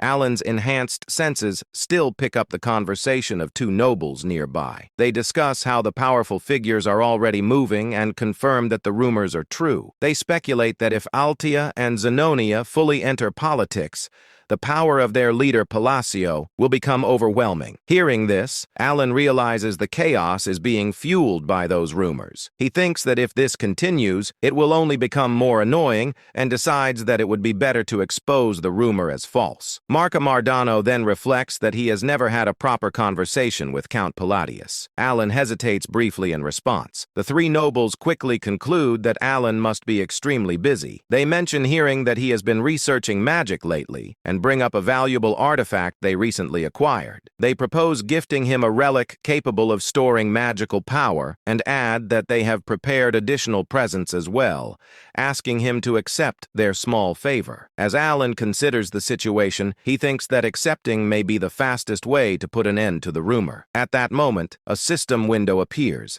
stating that Alan remains silent, unable to resist the flow of events. The notification then confirms the acquisition of 5 magic artifacts identified as magic recovery lines. At dawn, the scene shifts to the annex of the Duke of Liger, where a calm yet meaningful conversation unfolds. The Marquis speaks with Alita, and she seeks to understand what has transpired. He explains that the gift was fortunately well received. Among nobles, exchanging gifts is a common courtesy, but when the item is valuable, such as a relic, it carries deeper significance. Such offerings are not mere formalities. They represent intent. Those who wish to join a faction present precious gifts to the faction's leader as a sign of loyalty and alignment. Alita expresses her relief that permission was granted. The Marquis responds with light-hearted gratitude, attributing the outcome to the Duke of Altia's consideration. Alita then formally welcomes Mark Mardano, acknowledging the mutual understanding behind the exchange. It becomes clear that in essence these formalities all carry the same underlying meaning: Altia expressed her satisfaction that everyone shared the same objective. She then asked how things went for the others. Marque responded that it was a great honor, and it was clear that everyone accepted without hesitation. Marque reflected on the situation. Duke Altia, who rarely took action himself, had personally appeared and given his word, but only after carefully selecting the necessary cards. After that, they were made to go through a rite of passage that involved a sincere bribe. Even though rumors were spreading rapidly, this was clearly part of the current political flow. Realizing the importance of the moment, Mark decided that he had to seize this opportunity. Altia's expression darkened as she concluded that they could finally begin moving seriously, but only with a select few. The focus then shifted to Alan, who explained that on the fourth day of the banquet, spoils were somehow being added one by one. He assumed this was because he was being treated well due to the false rumor linking him to Altia and Zenonia. He decided to take the spoils for now, wondering if they would later be taken back, and internally planned it as a complete hit and run. At that moment, Evan appeared from behind and placed a hand on Alan's shoulder. Announcing his return, Alan reacted with a hiccup.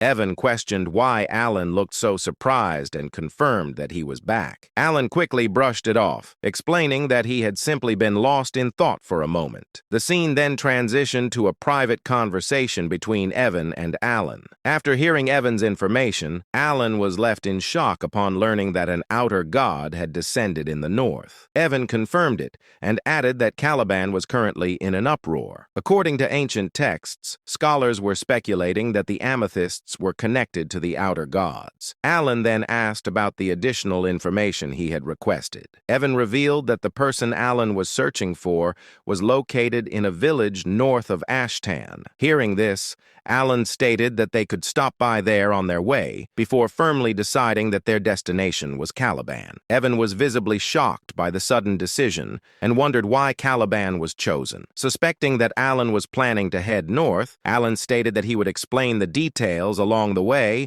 and ordered Evan to prepare for immediate departure. Evan acknowledged and left to make preparations. After Evan departed, Alan let out a long sigh and reflected on the situation. He had truly hoped it would not come to this. Calamitous beings like the five great sins and the outer gods were beyond prediction. It was impossible to know which outer god would descend or when a divine descent would occur. That uncertainty was the reason he had tried to gather information and act as quickly as possible. Yet he had never expected events to unfold this fast. As fragments of data and probabilities crossed his mind, memories from playing the game resurfaced. Having seen hundreds of possible outcomes, the ending now painted itself clearly. The allied kingdoms would crumble and collapse, falling into ruin as they fought foolish wars in lands contaminated by otherworldly powers. In the end, his own life would be shattered in an instant. He reminded himself that he had devised a plan to deal with this crisis. After descending, an outer god entered a stabilization period lasting several months before awakening as a living god. During that time, they could not fully exert their power as heroic spirits,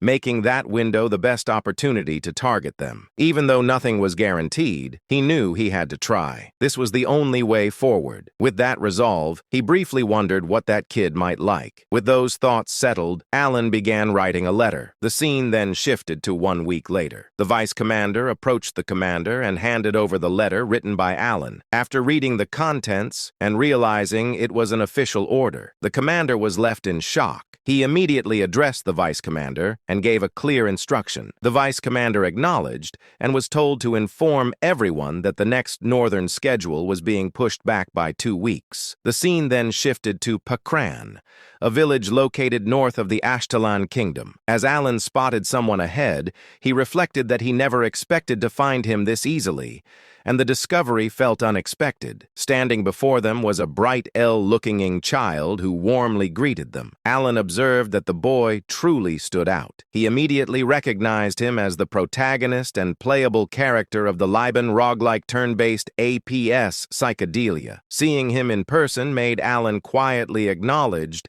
that a protagonist was indeed a protagonist. The boy looked exactly like the illustration from the game. Alan noted that he was a boy, boy and found him unusually beautiful, almost too striking in appearance. Alan asked whether the boy knew who he was. The child replied that he was simply happy to meet a new person and introduced himself as Eliban. Alan reflected that no matter how much this world differed from the game, the protagonist would always remain the protagonist.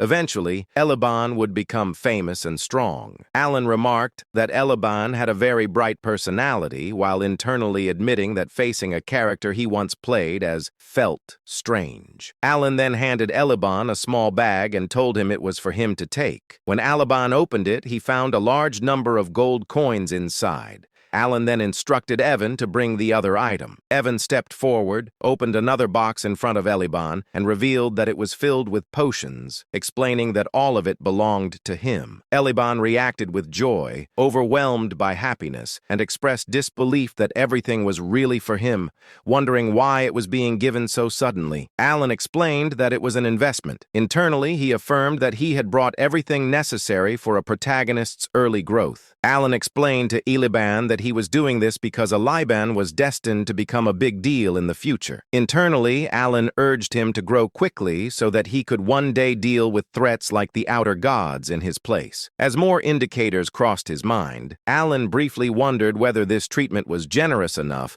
and assumed that he must have won Eliban over. Suddenly, Alan realized he had forgotten something and introduced himself as Count Palatio. This was the name of the patron he should be grateful to when he succeeded. He quickly corrected himself, thanked the Count sincerely, and promised to remember the name. Filled with excitement, Eliban then happily said goodbye to Evan. Watching this, Alan reflected on Eliban's personality and wondered if it had always been this bright, considering that the story belonged to a dark fantasy genre. He had never expected the protagonist to be so upbeat. As they prepared to leave, Evan addressed Alan, acknowledging his intentions, but pointing out that they were leaving without even having a proper conversation. Alan responded that Eliban was a sharp kid and would understand. Internally, Alan admitted that his own life was on the line and that he did not have time to build personal affinity. He noted that he had effectively set the protagonist on auto hunt and embraced the idea of pay to win as his chosen strategy. Evan then remarked that the child seemed to possess incredible talent. His mana felt dense and constantly swirling, and despite wearing ordinary clothes, he appeared to be equipped with artifacts. Alan agreed,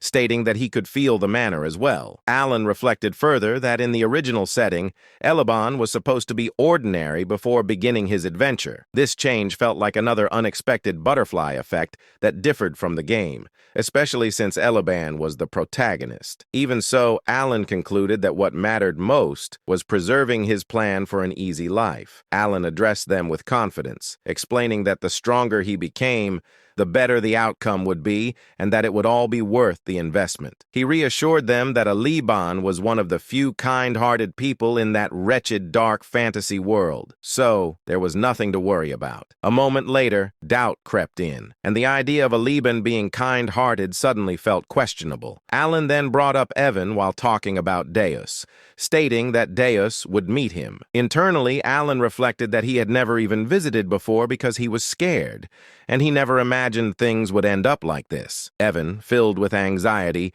wondered whether they would at least let him see them. Alan responded uncertainly, suggesting that it would probably happen, capturing the quiet grief of a young transmigrator. After that exchange, Alan went into his room and checked all of his belongings. Evan noticed the clutter and expressed disbelief at why Alan had bought so many random items. Alan calmly explained that these items were bribes meant to be offered to his future lifeline. 10 days later, the journey reached the capital of Caliban. Kurdum, the massive northern gate of Kurdum, stood ahead, imposing and orderly, marking the end of a long road. As the carriage continued forward, Evan grew heavily fatigued from constant travel. Boredom and exhaustion settled deep into his body, and he openly expressed how completely worn out he felt. Alan, equally exhausted but composed, reflected that long journeys were naturally draining and unavoidable. Evan, still pushing through his frustration, thought about how the final stretch had been made worse by the bizarre labyrinth they were forced to pass through. Feeling that without it, he could have at least maintained some pride in their arrival. Alan accepted the hardship calmly, understanding that nothing could have been done to change it. While the carriage rolled onward, Alan gently held the locket in his hand and sank into his thoughts. He reflected on how they had traveled from place to place in preparation for the coming war against the outer gods, gathering strength and securing gifts along the way. His thoughts turned to Deus, wondering whether those efforts would be enough to please him. Within him stirred the heart of a father, one who wished to give without restraint or hesitation. As the capital gates drew closer, Evan noted that their turn for inspection was approaching. Soon after, Evan stepped down from the carriage and moved ahead for the capital inspection, the process to conclude with nothing more than simple identity verification. He assured Alan that he would return shortly. Alan, remaining relaxed, waved him off casually and encouraged him to take as much time as needed. Left alone, Alan sat back comfortably within the carriage. He allowed himself a brief moment of rest, closing his eyes and feeling relief that, at least in this city, things seemed to move quickly and efficiently. That calm did not last long. Evan soon returned with a tense expression and urgently addressed Alan, informing him that a minor issue had arisen. Alan sought clarification, and Evan explained that they had been asked to step aside. Although Alan's identity had already been verified, something else appeared to be causing concern. Responding without visible agitation, Alan stepped out of the carriage. At that moment, a knight approached from behind. The man wore a twisted, overconfident smile, raising an eyebrow as he closed the distance. He identified Alan directly, confirming whether he was Count Palladio. The knight introduced himself as Varain, declaring his status as the direct disciple of Master Knight Fiola. Known as the Fourth Sword, with a smug expression, Varain fixed his gaze upon Alan, his smirk heavy with provocation, as the tension at the northern gate quietly intensified. Annoyance flickered through Alan's thoughts as he fixated on the unfamiliar name Fiola. He found himself questioning what that name even meant to him, realizing he did not know who Fiola was at all. Maintaining a cold and disinterested expression, Alan openly questioned the situation, noting that Varain had even brought knights along and demanding to know the meaning behind such a display. Varain calmly explained that a friend of his from the Asteria Kingdom had sent word, claiming he was indebted to Alan. Alan immediately rejected the notion, stating that nothing of that sort had ever happened between them. Irritation deepened within him as a realization surfaced. He suspected the so-called friend could only be that excessively dramatic and unstable man, Carmine. With clear boredom in his tone, Alan asked whether Varain's friend was Carmine. Varain responded with a twisted smirk, raising his eyebrows as he confirmed that Alan had indeed thoroughly offended his friend. Inside his own thoughts, Varain recalled his friend's furious words, remembering how Carmine had claimed to be humiliated beyond measure. The scene then shifted into the past, revealing Carmine communicating with Varain through a magically conjured globe. Carmine appeared consumed by rage and exhaustion, seething as he described how Count Palatino had harassed him severely, aided by 3 other men. He branded Alan a bastard and informed Varain that the Count was heading toward Caliban, demanding that Varain cripple him in retaliation. Carmine's expression darkened further as he formed a slow, confident smirk. He tempted Varain by suggesting that if he truly wished to improve his skills, he would need more abyssal bodies to work with. The memory continued as Varain laughed openly, acknowledging that he owed his friend a debt. He resolved that at the very least, he would put on an impressive show to repay it. At that moment, the knights who had arrived alongside Varain moved without warning. In unison, they drew their swords and swiftly surrounded Evan and Alan, steel flashing under the light near the northern gate. Confusion crossed both of their faces as the situation escalated abruptly. Evan reacted on instinct, pulling out his own sword and taking a guarded stance beside Alan. Irritation surged through Alan's mind as he assessed the scene. He reflected bitterly that the brat had picked a fight on his own, fled afterward, and now this mess had followed him here. He recognized it clearly as revenge taken through a friend, finding the behavior pitiful and rat-like in its cowardice. Varain then drew his own sword. He stepped forward and pointed the blade directly at Alan's chest. His lips curling into a smug smirk, he made his demand clear, insisting that if every valuable item inside the carriage were handed over, he might consider showing leniency. He regarded this act as nothing more than the favor he had been asked to fulfill. Pride filled Varain's thoughts as he maintained his confident grin. He believed there was nothing for him to lose in this situation. decision. In his mental assessment, everything aligned in his favor. The probability tilted decisively toward success. Alan was, in his view, merely a fringe noble from the Asteria kingdom, someone with little influence within the Union, and absolutely no connections to Caliban. Varen had investigated the matter thoroughly, and with that certainty, he stood convinced that no consequences would follow his actions. Alan visibly grows angry, annoyed, and irritated by Varen's words, and a thought crosses his mind that birds of a feather truly flock together. He clenches his fist, and a highly powerful, energetic, flame-like aura forms in his hand, aimed directly at striking Varen. At the same time, Varen rushes forward with a wild grin, charging toward Alan. Alan remains calm as another thought runs through his head, believing that even if things go slightly awry, his master will smooth it over. Before the clash can happen, someone suddenly appears from behind and forcefully grabs Varen by the neck. Stopping him mid-attack, Varen lets out a scream of pain, accompanied by the clear sound of bones breaking. The person gripping Varen's neck then lifts him up into the air. Overwhelmed by pain, Varen groans helplessly as the sword slips from his hand and crashes to the ground below. The pain becomes so intense for Varen that the veins on his face begin to bulge visibly, and he clenches his teeth hard as he endures the agony. The one holding Varen by the neck keeps him lifted in the air, while Varen, filled with rage and pain, tries to find out who this person is and who dared to attempt to kill him. As the scene continues, it is revealed that the one gripping Varen by the neck is none other than Deus. Deus makes it clear that his identity is not important at the moment, and he instead condemns Varen's actions, making it known that Varen had no right to lay a hand on his benefactor. Varen remains suspended in the air, still groaning uncontrollably in pain. Unfortunately, the crucial truth that Varen completely failed to grasp slowly comes to light. That truth is that Count Palatio had already triumphed in a duel against Kurga of the Snowfields. Through that victory, Count Palatio earned the title of Swordless Master Knight and became known as the benefactor of Deus Macallion. Deus suddenly releases Varan and hurls him down onto the ground. Varan groans loudly in pain as Deus relentlessly kicks him again and again without mercy. Deus then grabs Varan's hair with an iron grip, holding him down with overwhelming force, maintaining a cold, deathly glare. Deus shifts his attention toward the surrounding knights and issues a clear warning.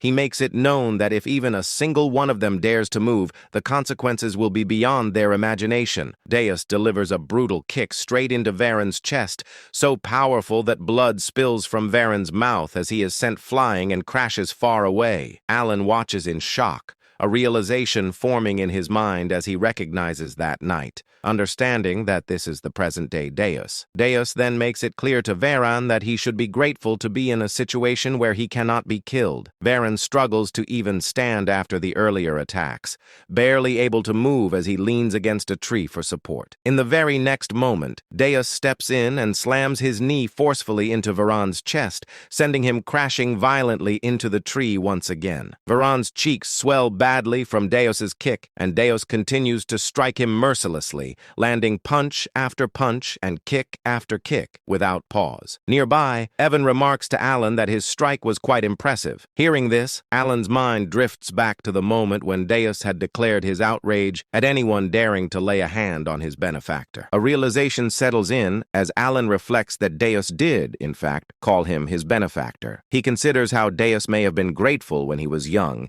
yet now that he has grown, Alan assumed he would not welcome someone he barely knew. He remembers that Deus never even sent a single reply, and it makes him feel as though he has received every possible reward for raising a son. Alan acknowledges to himself that Deus has truly grown, calling him a troublesome rascal in his thoughts, yet admitting his genuine growth. The impression becomes clear, marked as 52% certain, that one can plainly see who sponsored Deus. As he has developed remarkably well, Alan recognizes that Deus has matured into an exceptionally upright young man. With this realization, Alan reflects on how this must be what it feels like to see a well-raised son. and he feels a deep sense of pride as a father. A heavy impact echoes through the scene. Evan then teasingly points out to Alan that he is aware his son is beating someone senseless. Alan responds by making it clear that he cannot hear him. Deep inside, Alan understands that Deus stepped forward like this because his father had been slighted in a foreign land. As this thought settles in, the scene shows Deus continuing to kick Viren mercilessly, showing no restraint at all. Another thought crosses Alan's mind as he wonders why his son is unbearably sweet like this. Soon after, Viren is shown taking an overwhelming beating, struck again and again until he finally loses consciousness. Even then, Alan cannot help but think that this still feels a bit excessive. At that moment, another realization suddenly occurs to Alan, reminding him once more that Deus is one of the 5 great sins. As the situation shifts, Deus is seen turning and walking toward Alan. He then stops in front of him, bows respectfully, and wears a confident smile as he states that he will escort him. Hearing this, the remaining knights are left completely shocked by what they witness. The scene opens in a frozen, icy land where a brutal war has taken place. Dead bodies lie scattered across the battlefield, their frozen forms covering the ground. Some of the corpses are engulfed in flames as the opposing side burns them without mercy. In the midst of this aftermath stands Delman, the wielder of Caliburn's 3rd sword and the commander of the Crimson Flame. Overcome with triumph, he raises his sword high, celebrating the outcome of the battle. Delman shouted, "One of the 8 chieftains, the great Khan, along with his entire tribe, has been wiped out. The Red Flame Knights have emerged victorious on the kingdom's land." Hearing this declaration, all the Crimson Flame Knights erupt in joy.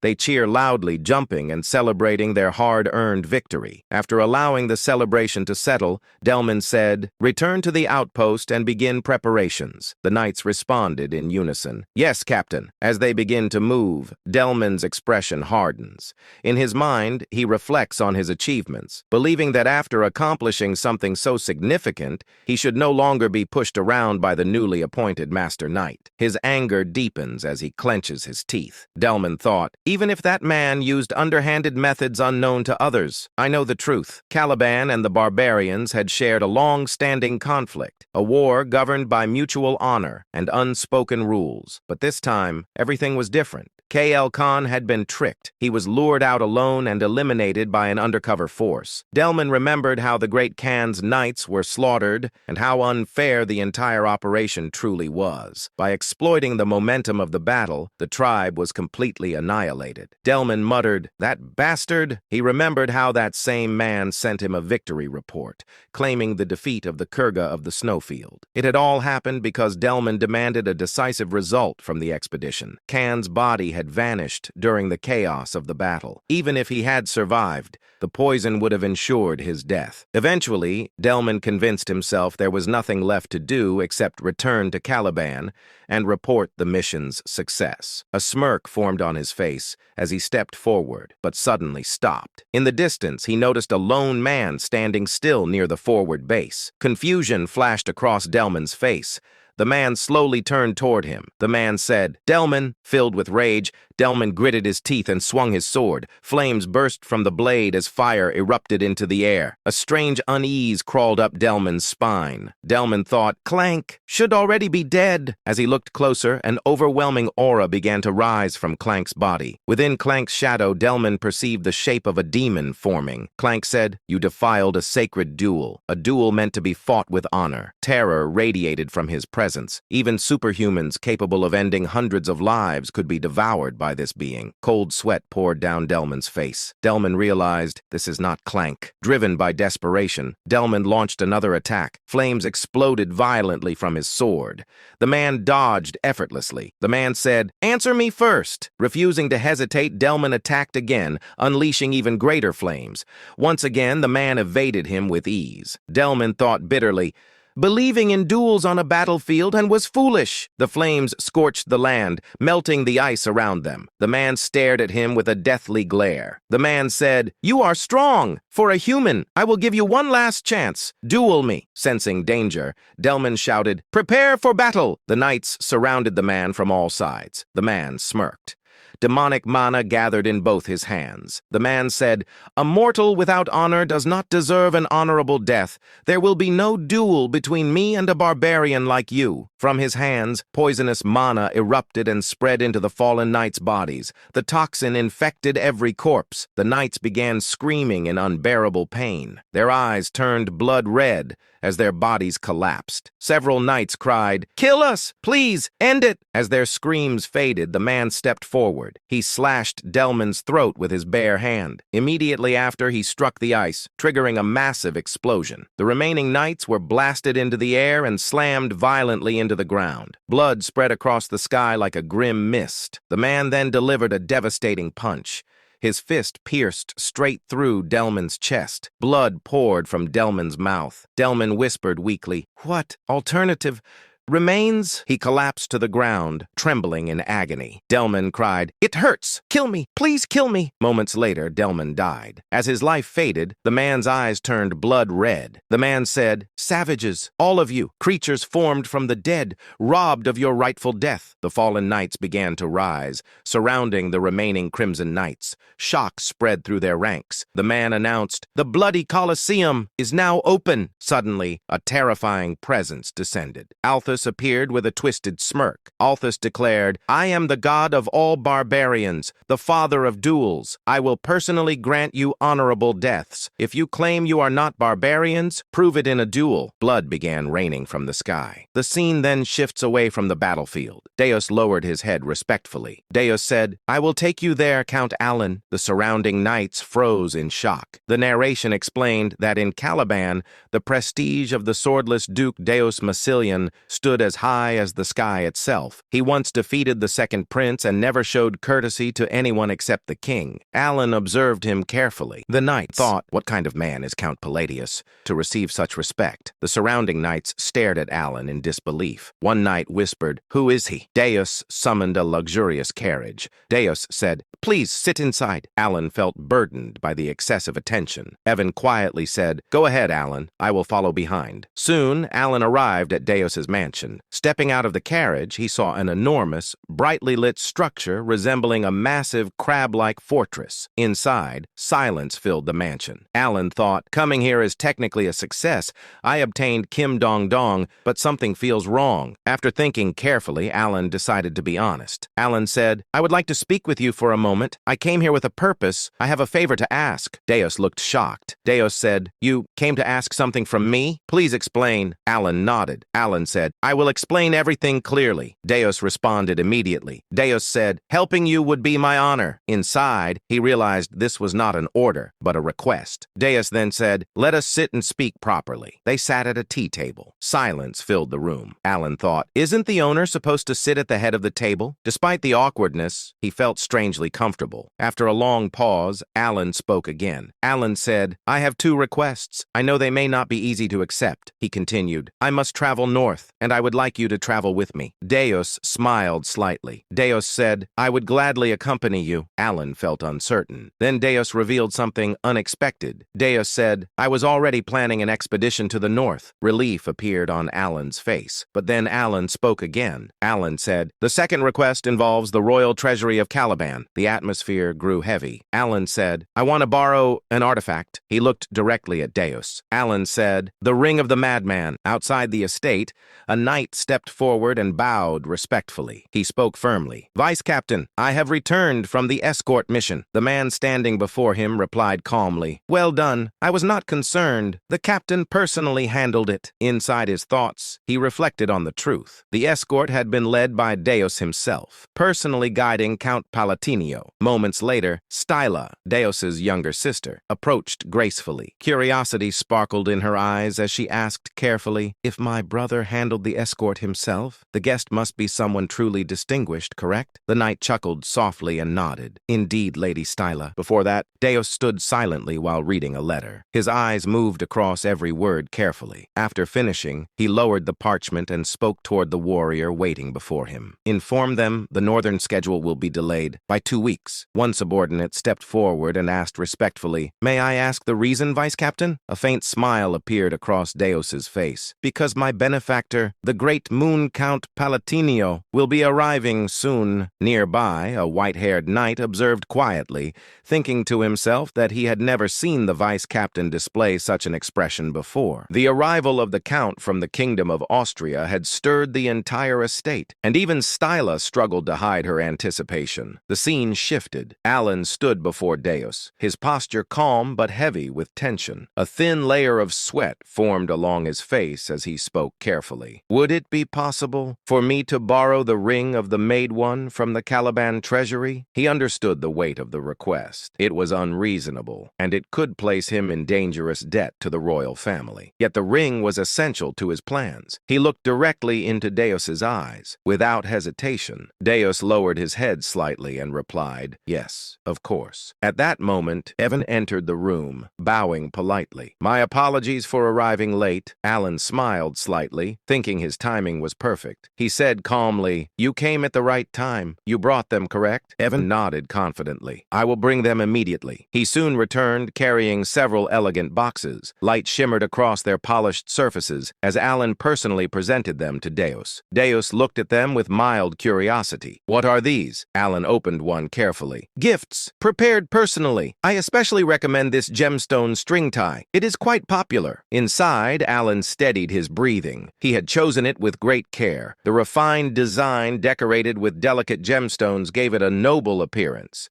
He truly hoped Deus would appreciate it. Deus accepted the gift calmly. "Thank you." But he did not open the box. Alan hesitated before asking, "Aren't you going to open it?" Deus turned his face slightly and answered politely, "It would be discourteous to open it in front of you. I will do so when I am alone." Doubt flickered through Alan's mind. Had the gift failed? Was he simply a foreign noble offering something meaningless? Then he noticed the subtle brightness within Deus's eyes and remembered their bond. Clearing his throat, Alan spoke again. "If my request causes inconvenience, I will compensate properly." He paused, adding firmly, "I will retrieve the ring of the Maid One immediately." Then he asked carefully, "Did you not hear what I said about its location?" Deus replied calmly, "It is inside the royal treasury of Kelvin." Alan frowned slightly. "Would retrieving it not be extremely difficult?" Deus answered quietly. "Under normal circumstances, it would take roughly 1 week." Silence followed as he fell into thought. Alan and Evan waited patiently, but when no answer came, Alan sighed and considered the political complications. He even wondered if deploying 50 elite disciples might be necessary. Suddenly, Deus's expression hardened. He asked seriously, "Should I begin immediately?" Alan quickly shook his head. "You don't need to go that far." Deus nodded slightly. "Understood. Then I will retrieve it as quickly as possible." Gratitude surged within Alan. Deus was clearly willing to fulfill the request, by any means necessary. Their conversation ended, and they prepared to leave. Suddenly, Stila burst into the room excitedly. "Brother!" At the same time, Evan smiled warmly and greeted her. "Lady Stila, it has been a long time." The two greeted each other like siblings reunited after years apart. Alan watched quietly, surprised by the genuine happiness on their faces. He remembered clearly. Stila was the girl he had ordered Evan to save. In the original timeline, she had died tragically. Seeing her alive made him realize how strongly she resembled Deus, but the warm moment shattered instantly. Deus stepped forward,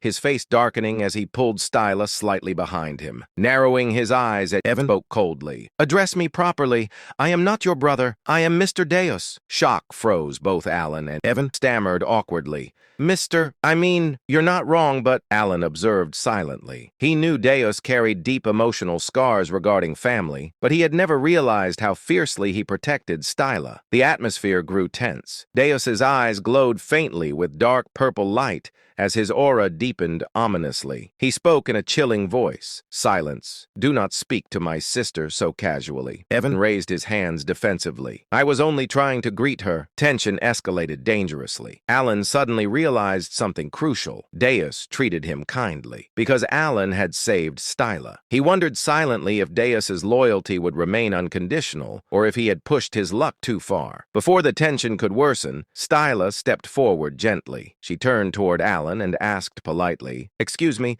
You must be Count Palatinio? Alan nodded. That is correct. She bowed sincerely. I heard you ordered Sir Evan to save me, Alan replied modestly. I simply did what was necessary. Inside, he admitted the truth. If she had died, her brother would have become a merciless killing machine. Styla gently held Deos's hand and whispered warmly, Truly, thank you. Her gratitude caught Alan completely off guard. He had acted out of calculation, never expecting genuine appreciation, yet her sincerity filled him with unexpected warmth, and he smiled faintly. Later that evening, Alan remained at the mansion for dinner. During the meal, Deos returned calmly and said, I have brought it. Alan looked up in disbelief. Only one day had passed, yet Deos had already retrieved the treasured ring. Alan opened the box and gasped softly upon seeing the ring of the Maid One. How did you retrieve this in a single day? Before Deos could answer, Evan burst into the room. Count, I have discovered something extremely strange. Alan raised an eyebrow. Explain. Evan hesitated before speaking carefully. Deos caused a disturbance inside the royal treasury, demanding the ring. Alan stiffened. What? Daewon lowered his voice. The second prince attempted to delay him, so Deos slapped him repeatedly while demanding the ring. Alan stood speechless. After that incident, preparations continued for 3 days. Soon after, Alan departed north alongside the solar eclipse knights. 2 weeks later, at the southern border outpost, terrifying news arrived.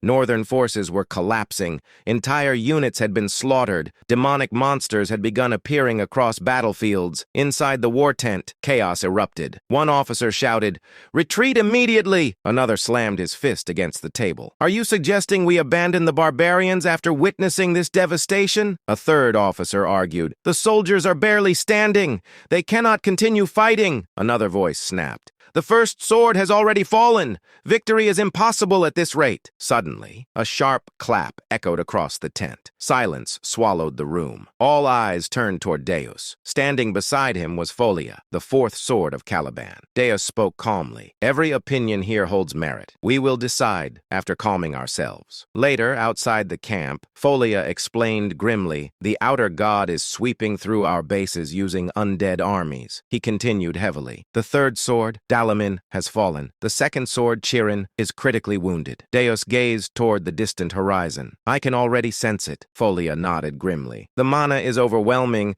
distorted, and filled with a strange red aura. Only warriors who reached the realm of 3 opened eyes could perceive such terrifying corruption. Folia frowned. That aura keeps drawing my attention. Perhaps retreat truly is our best option. Suddenly, Deus narrowed his eyes. Smoke. What is that? Across the camp, Alan sat calmly roasting a sweet potato over a small flame. Deus stared in disbelief. That is a sweet potato. Alan looked oddly relaxed, as if war meant nothing. Voices suddenly erupted behind them. A young woman shouted sharply at 2 soldiers, I told you the treatment is complete.